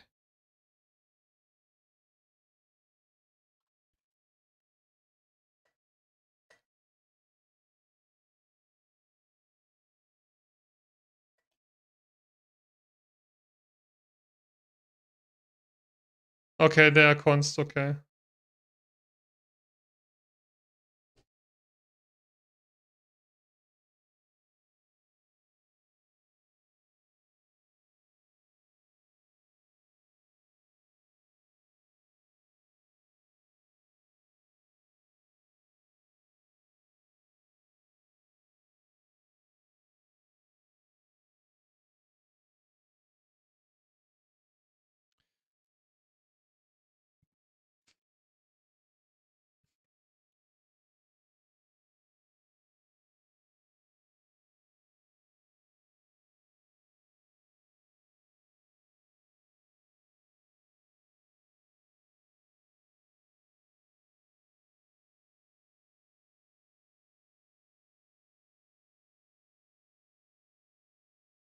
Okay.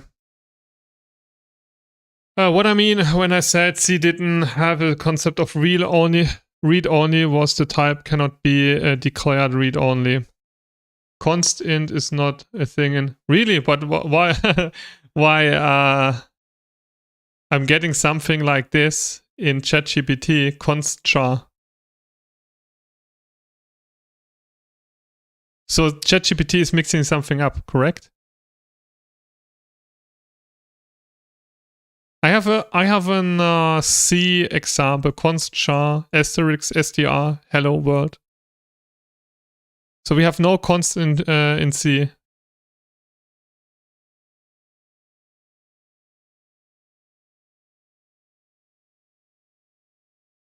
Ah, that makes sense. Probably it has not good no good data, and that's why it's mixing up stuff.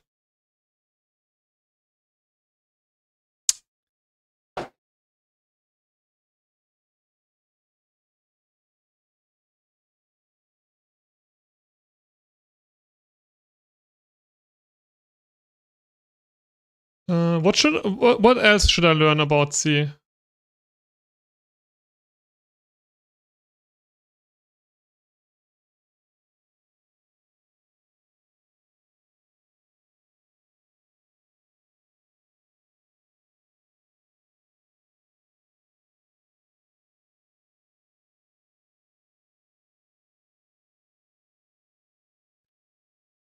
Nothing. Learn C++, but I need like the thing is, you said I should just learn C++, but the thing is, in my exams I have an example like, okay, you have a list of like from integers, like an array, right? Array of numbers, and then they're using instead of an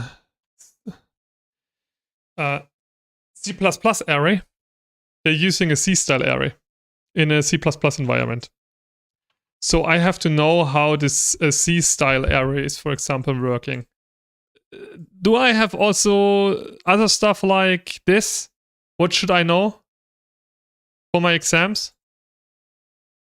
And it's also a little bit annoying if you think so, right? If you have something like this, that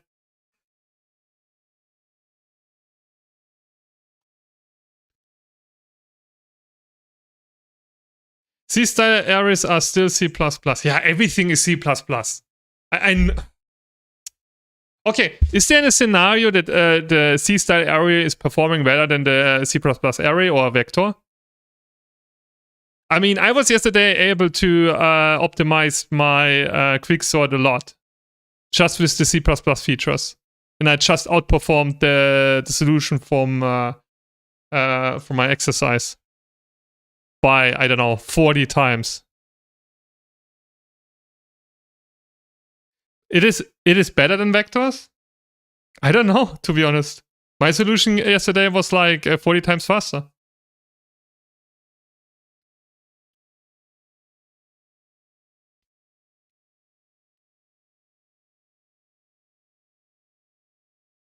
No, but why should should you use something like this if you could instead use like an vector or like an array?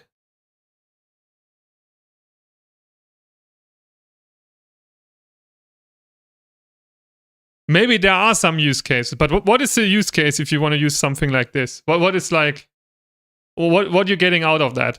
I know under the hood it's like just stack versus heap. What do you mean stack versus heap?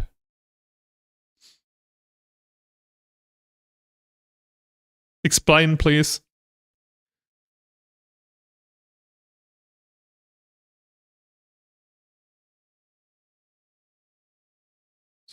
So you're saying that will be on the heap or what?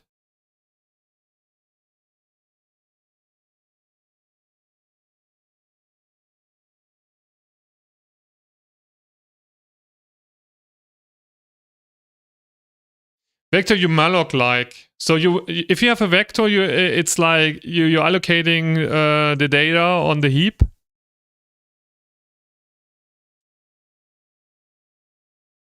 But do you know it's getting even better? Not better. I mean, if you're using that one, I mean, it's just weird. Yeah, it's just weird. If you have a example thingy, something like, I don't know, void example, and then you have one example stood vector from type 9. Oh. Type integer and then container, for example, right? So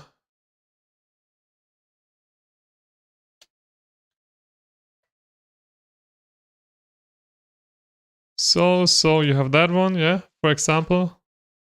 What are we gonna do? Nothing. So, and then you had something like, and then you would say just, this is kind of misleading. Then you would just say something like this. Oh, we have no name. Oh, we have a name, arrow, this here. You can just call it also container.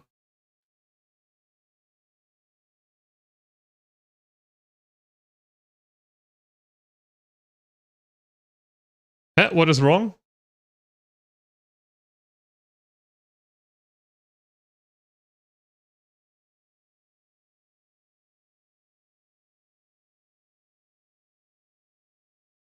Sorry. So then you have to know that this is actually what you're putting in as a pointer, correct?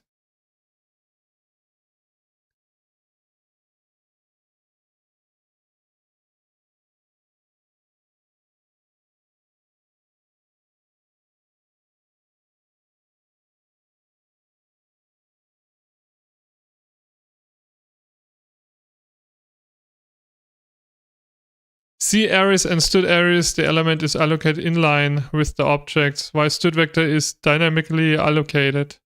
Yeah, that makes sense. So actually the vector is better then, right?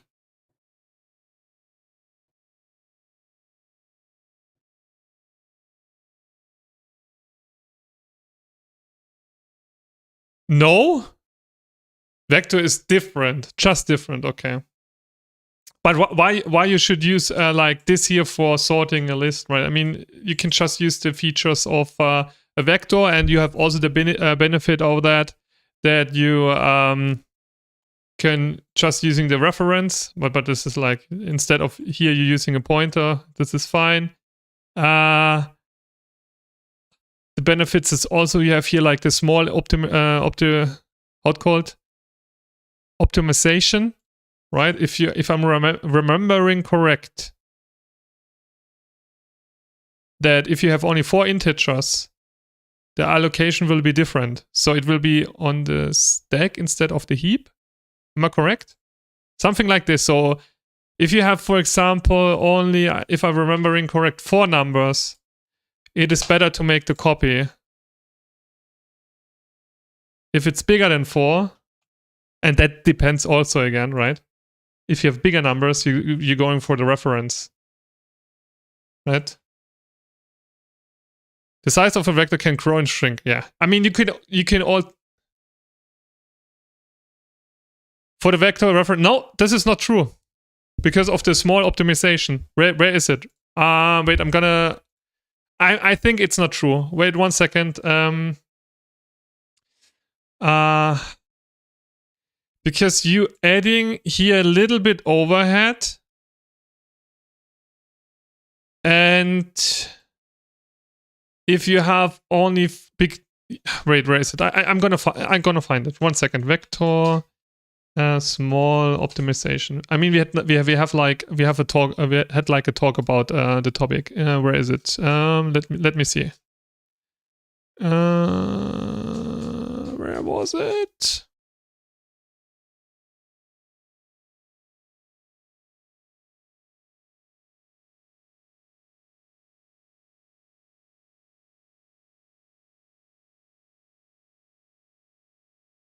Where was it?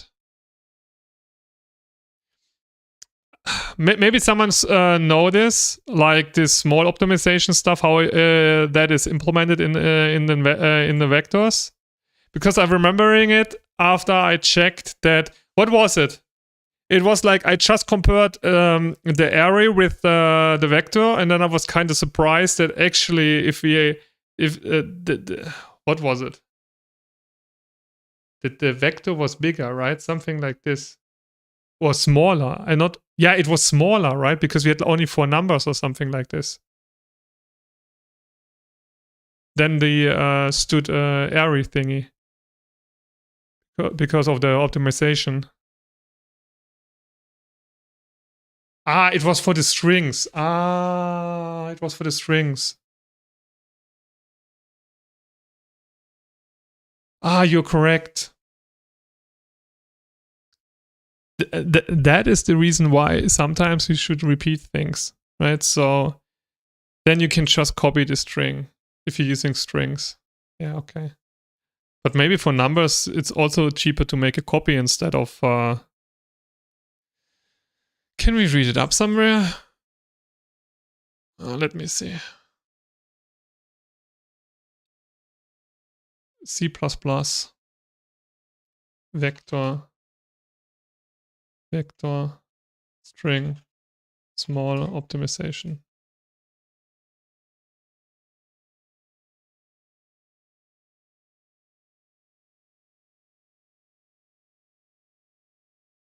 But even for string, almost guess string view could be faster. That would be an interesting benchmark. If you not want to change it, right? So the problem with string view, if you want to change it, you have a problem then. Well, probably, string view will be faster then. There's no optimization in std vector. I'm pretty sure there is an optimization. It's called small optimization. We just checked it up back then. Where was the topic? Right. Maybe I watched even my YouTube video about that. Vector, C++, vector, small optimization.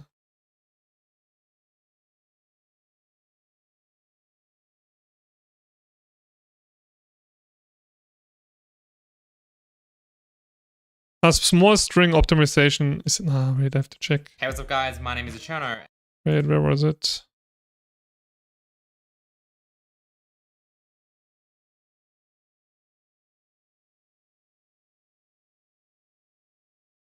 Was it not for the vector? Was it for the string? Wait, now I'm... Give me a second, boys.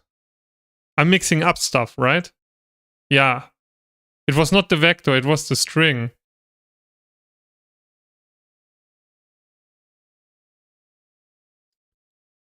Really?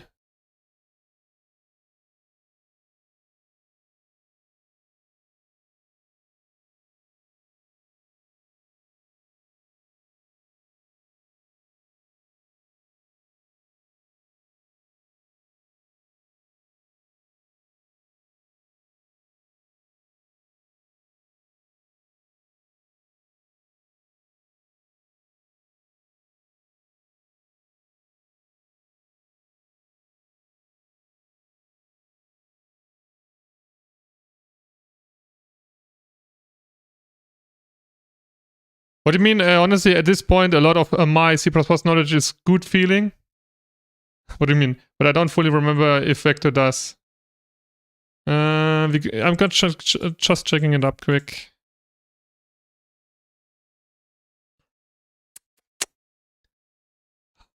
I mean, we can look it up, right? We are experienced. Let's go. Let's dive into the vector thingy. Let's see how this is defined. Friend class, friend, rebind, allocate. Okay, we have some allocation. There's no.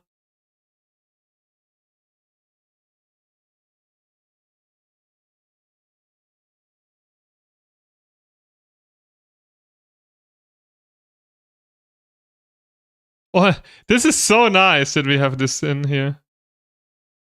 Oh, this is big, man. Allocate. Pointer, const pointer. Okay.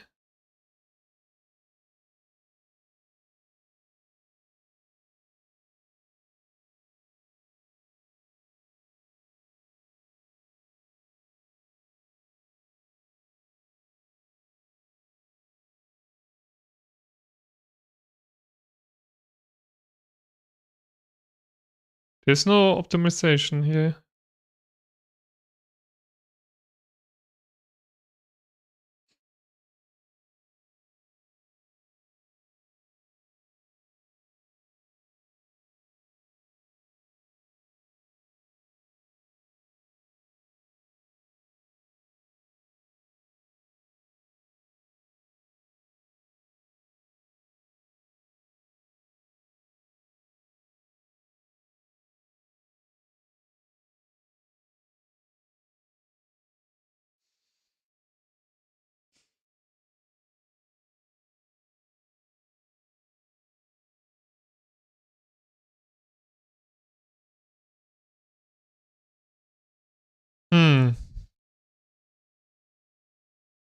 There's something called small vector used in LLVM. Yeah, but do we not have something like this? I mean, I remember that we did this topic already.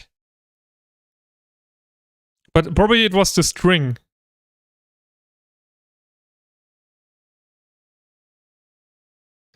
I'm remembering.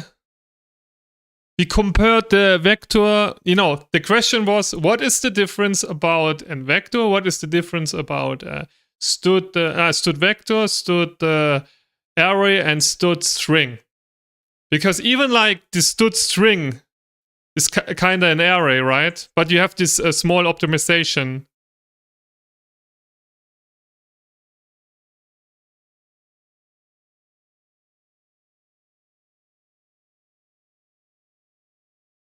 And something was on memory size back then bigger. And what was it? And it blows my mind back then. Let me think about it.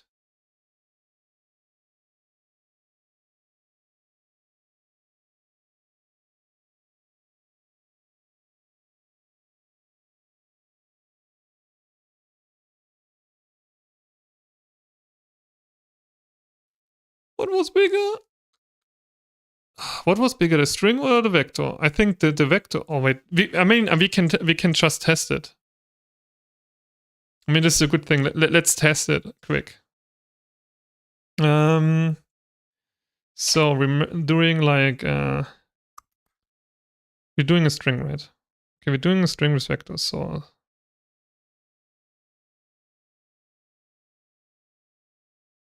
and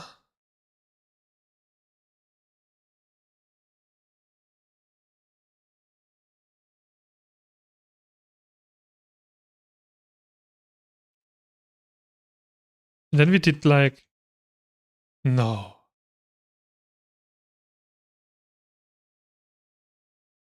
Was it something like this?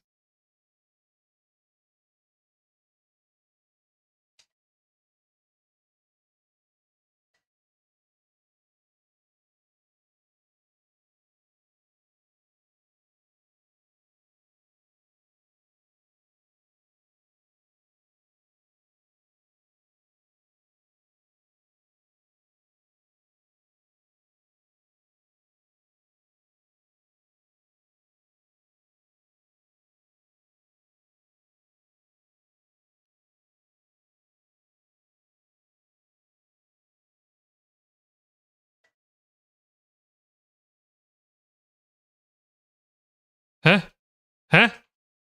I need strings, right? Wait, I'm confused. Confused. Well, why is this not working? Hello, hello, hello. Ah, okay, got it. 1 second, voice. We have this, and then we say string.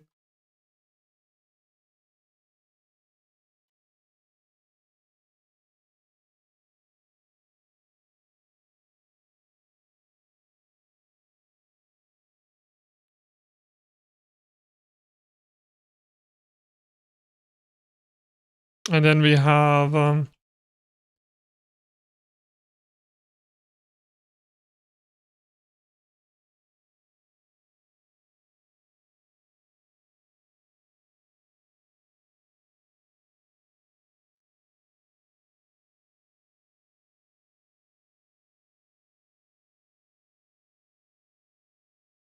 have to get used to with this keyboard. Okay, let's see the result. Come on.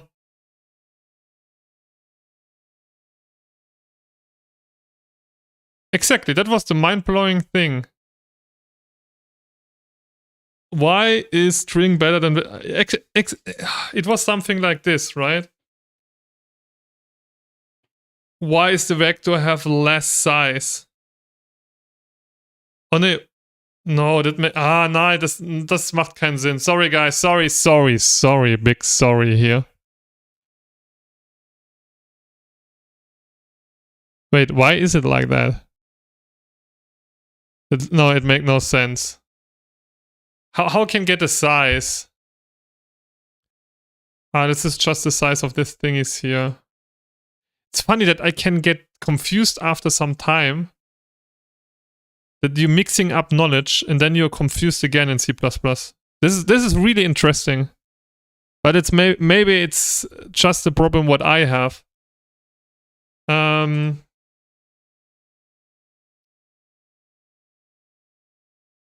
check.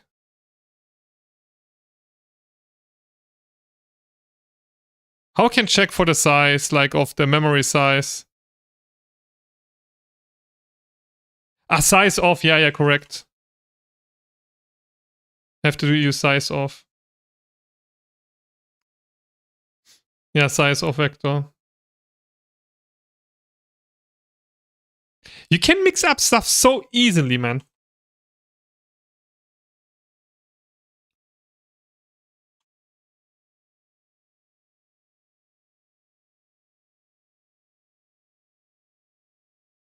Yeah. Still weird, right? You're expecting actually that the vector is bigger. I remember back then. And then we realized, why is the vector smaller? And there was something with optimization. Oh, let me test. Let's keep going. It has something. Wait. Let's test again. No.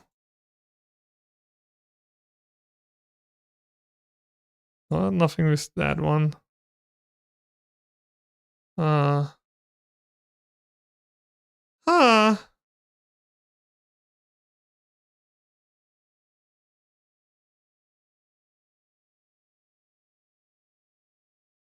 Sulfur gets the object size. It ignores dynamic allocations.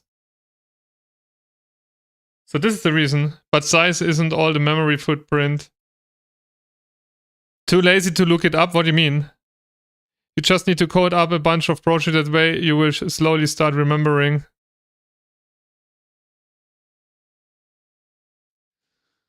Because we're allocating here more thingies or what? Okay, wait, I'm asking ChatGPT. Maybe it has a good source.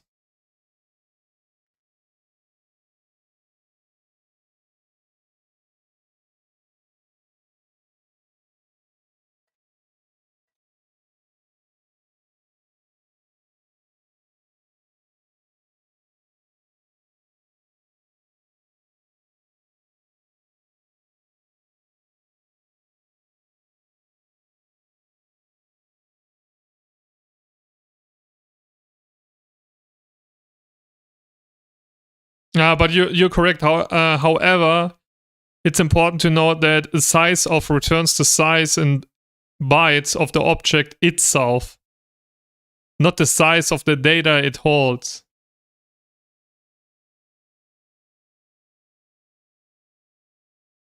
Now I'm getting it, boys. Now I'm getting it.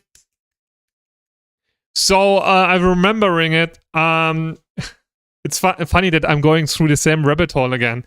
The thing is, we had like the same scenario, the same comparison, and then we just said, okay, why is actually if you have this.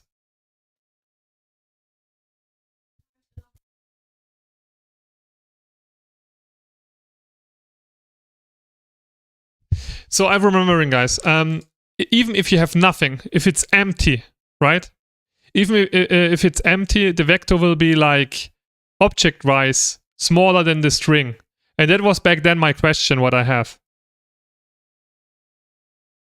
Why this vector object is smaller than the string thingy.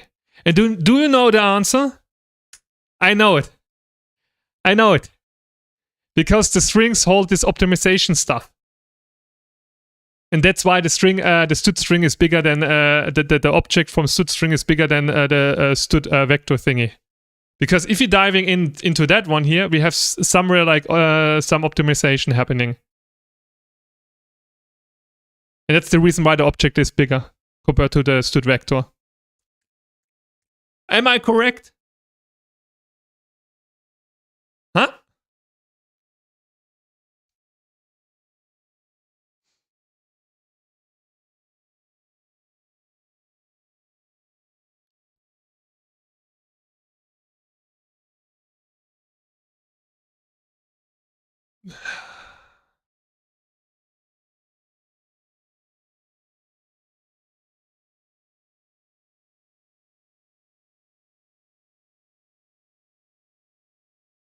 You are wrong?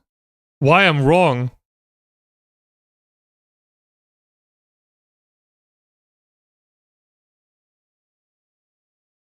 Typically, vector objects store a pointer, the number of elements, the capacity.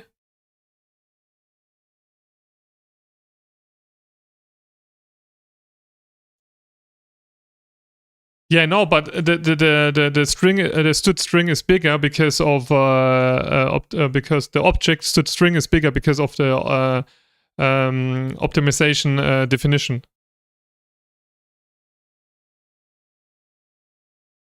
Because we have no optimization in stud vector. No?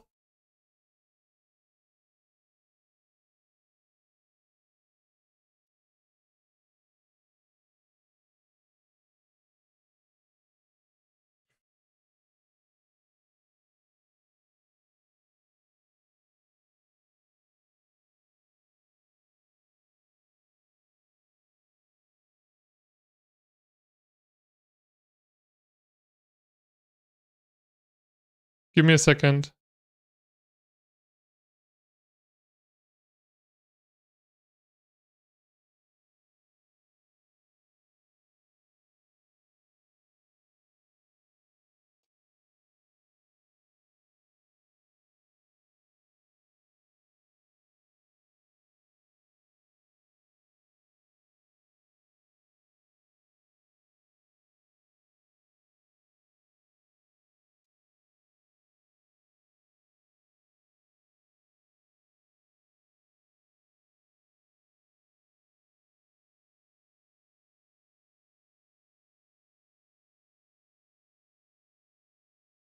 Wait.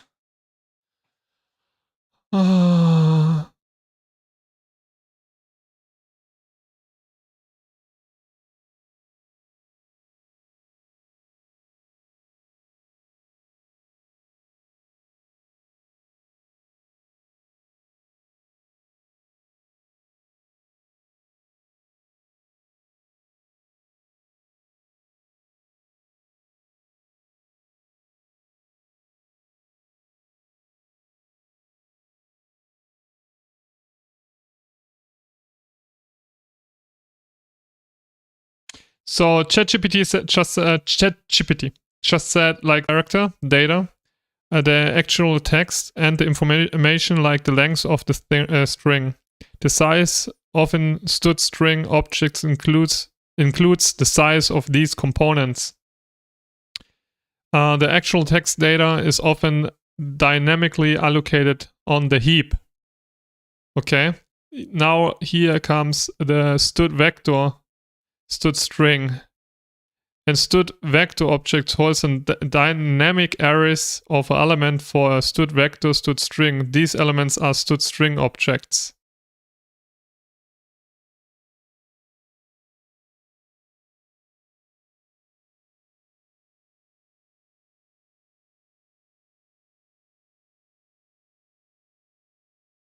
Ah.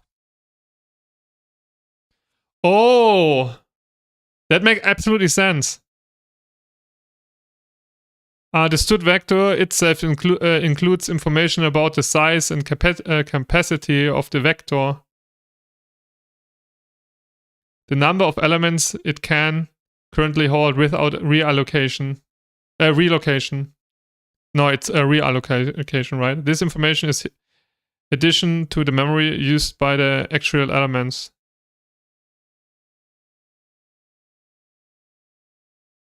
In most cases, the memory used by the std vector, std string object is expected to be larger than the memory used by the single std string object. Primarily because the vector needs to manage the storage for multiple std string objects along with their internal data. Okay, let me read the chat, boys. What is chat saying? Let's see. No, I forget what exactly it holds. There's nothing to do with optimization. I'm gonna look through the standard library now. Those are necessary data to implement std vector, std string. It only the size of the fields in the struct that makes it a difference. Actually, from my quick look, SSO does use 8 more bytes than otherwise needed. Some implementation will use pointers and instead of the number of elements. So without SSO. What is SSO? It would be 24 bytes from my look. With or without SSO, it will always be 24 bytes. Vec has pointer size and capacity fields. A pointer 8, the number of elements 8, the capacity, okay. Capacity 8 plus 8 plus 8, 24. Yes, but std string on GCC is 32, so they added 8 bytes for more SSO. What is SSO? Let's assume we on a 64-bit and 32-bit. Is that okay? Oh, that's in PNG. A picture. Let me see.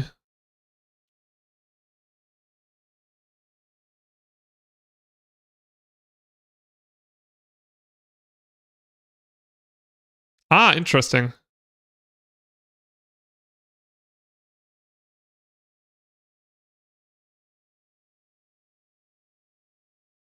I can understand. Boys, I can understand why some people don't want to dive into C++. If you're like living in the C-style universe. Small string optimization. Okay.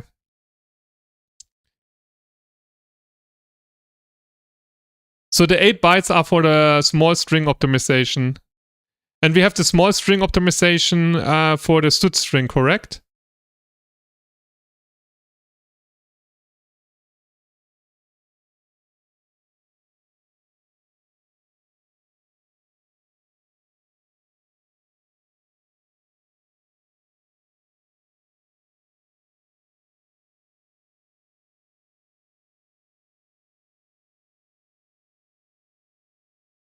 I sorry, I missed the allocator. Allocator is just a pointer to start of data. Okay. I just annotated the standard library of std string, though I would share my source. Yes.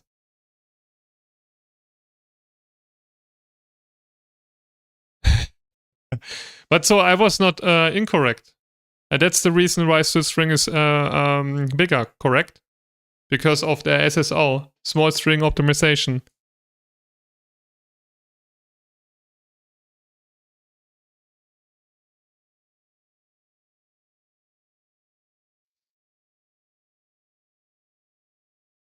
No? Why again no?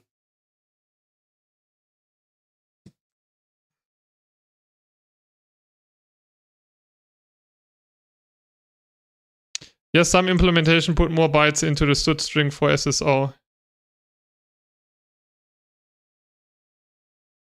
Yeah, someone decided to make it slightly better to make SSO better. But why we not have it in the vector then? Something like this. I mean, it make no sense, right? Because strings handles like...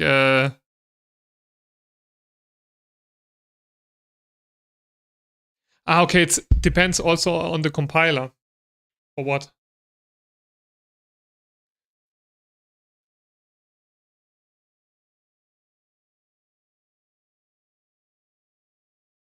Someone smart probably decide not to. Why smart? Because the element type of strings are chars. And that's why we have this optimization, right? Because the std vector can hold different objects. Can hold an integer, it can hold like self-defined object and so on. And for these objects we have no optimization. Can we say it like that? I mean, you could program it that way that you can say there will be an optimization if you have... This is a scenario, you have only one object. Like only like... no, you have always objects. This...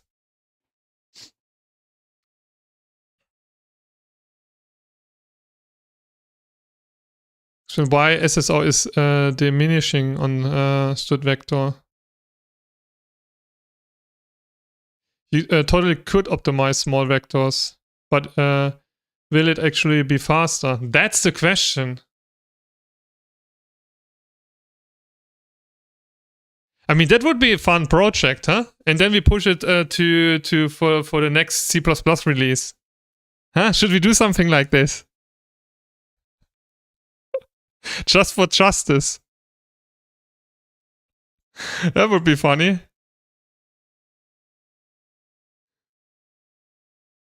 Small string optimization diminish in value when you have bigger char types like char, or use multiple bytes encoding like UTF-8. Oh, this UTF-8 stuff. Oh man. Oh.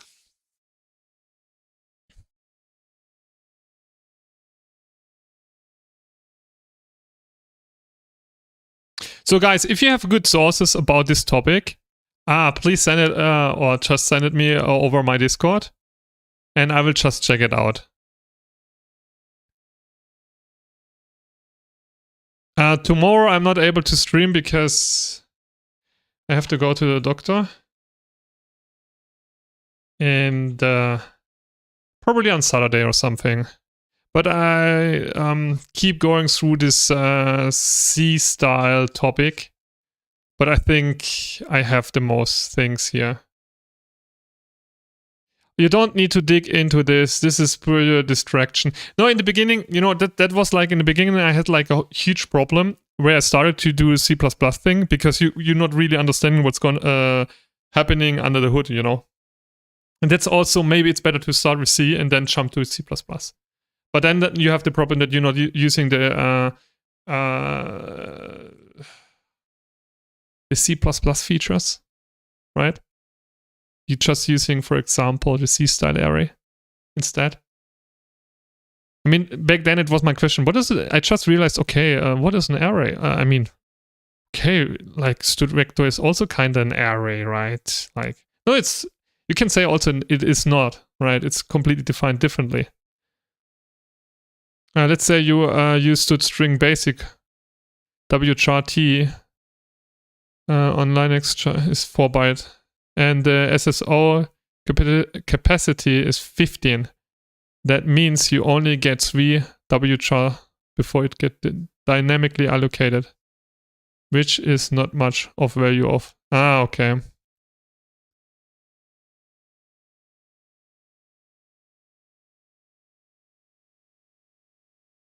You can get by with very simple mental model. What is a mental model? I just, I just want to understand what's how stuff is actually working.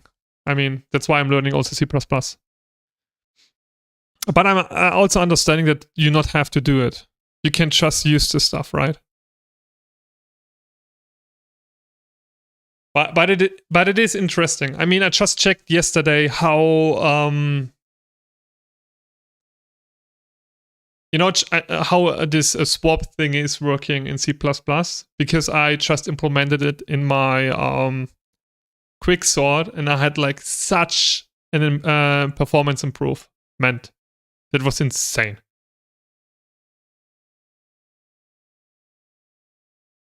Learning how things work under the hood is easier when you are comfortable with C++, yeah. But how you can learn something if you not understand it, right? If you're just jumping over it.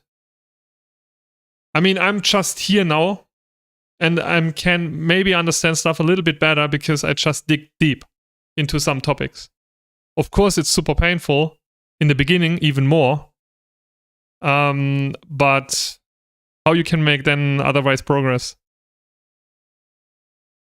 If you're always saying it's defined this way, it is this way.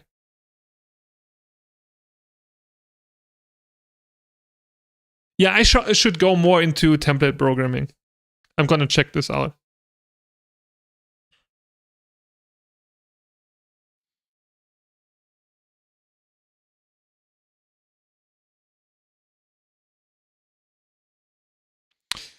Okay, guys, that's it for today. We see us probably. Maybe I can stream more tomorrow. I don't know. It depends how long I have to spend.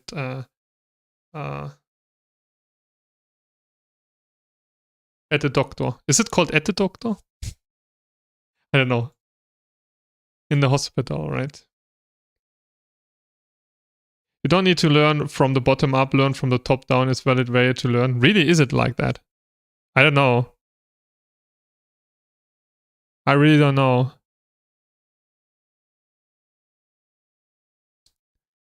I think maybe for some people it is, but I want to understand stuff. I have problems to remember stuff if I'm not really understanding it. Why I should save it if I'm not really understand it. I don't know if you get my point here. It's always like I want to understand it.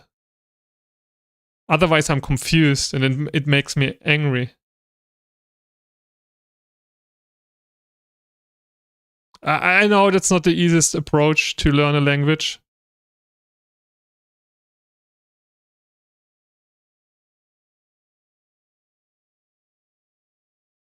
Angry who? You? No. What do you mean? I'm getting angry. When was the last time I got angry? I don't remember. There was a topic I was so after the stream I was so pissed off. I don't know which kind of topic it was. Recursion. I know what it was. It was recursion. And do you know what I missed to understand recursion? I just missed how actually the basic how the stack is working, right? After I have like something like this, how a stack is working, you have here this function, right? And then you're putting something on top, another one on top, another one on top, another one on top, and then you're starting to return, and you're not just taking something in between or underneath it. You're just starting from the top, you're returning this, and then you're going for this, and you're going for this. And I missed this kind of information to understand really how recursion is working.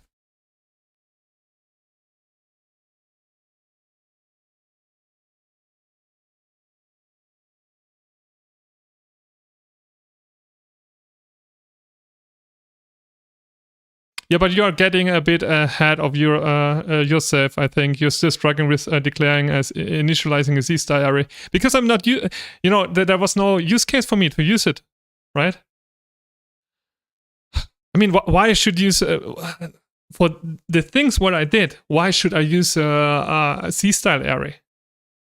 I mean, of course, if I would do now embedded system, maybe I will have some scenarios for that. But why should I use it? Why should I use pointers if I can use just a reference? I mean, I'm just asking.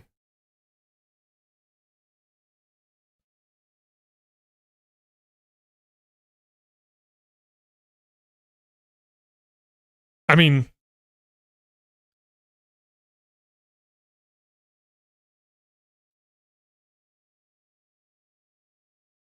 okay, guys, that's it for today. I'm out. See you tomorrow. Oh, or in 2 days, or maybe in 2 days. Okay. Thanks a lot for watching. Thanks a lot for the help. See you in my Discord. And have a nice evening, boys and girls. Ho! Kek 7.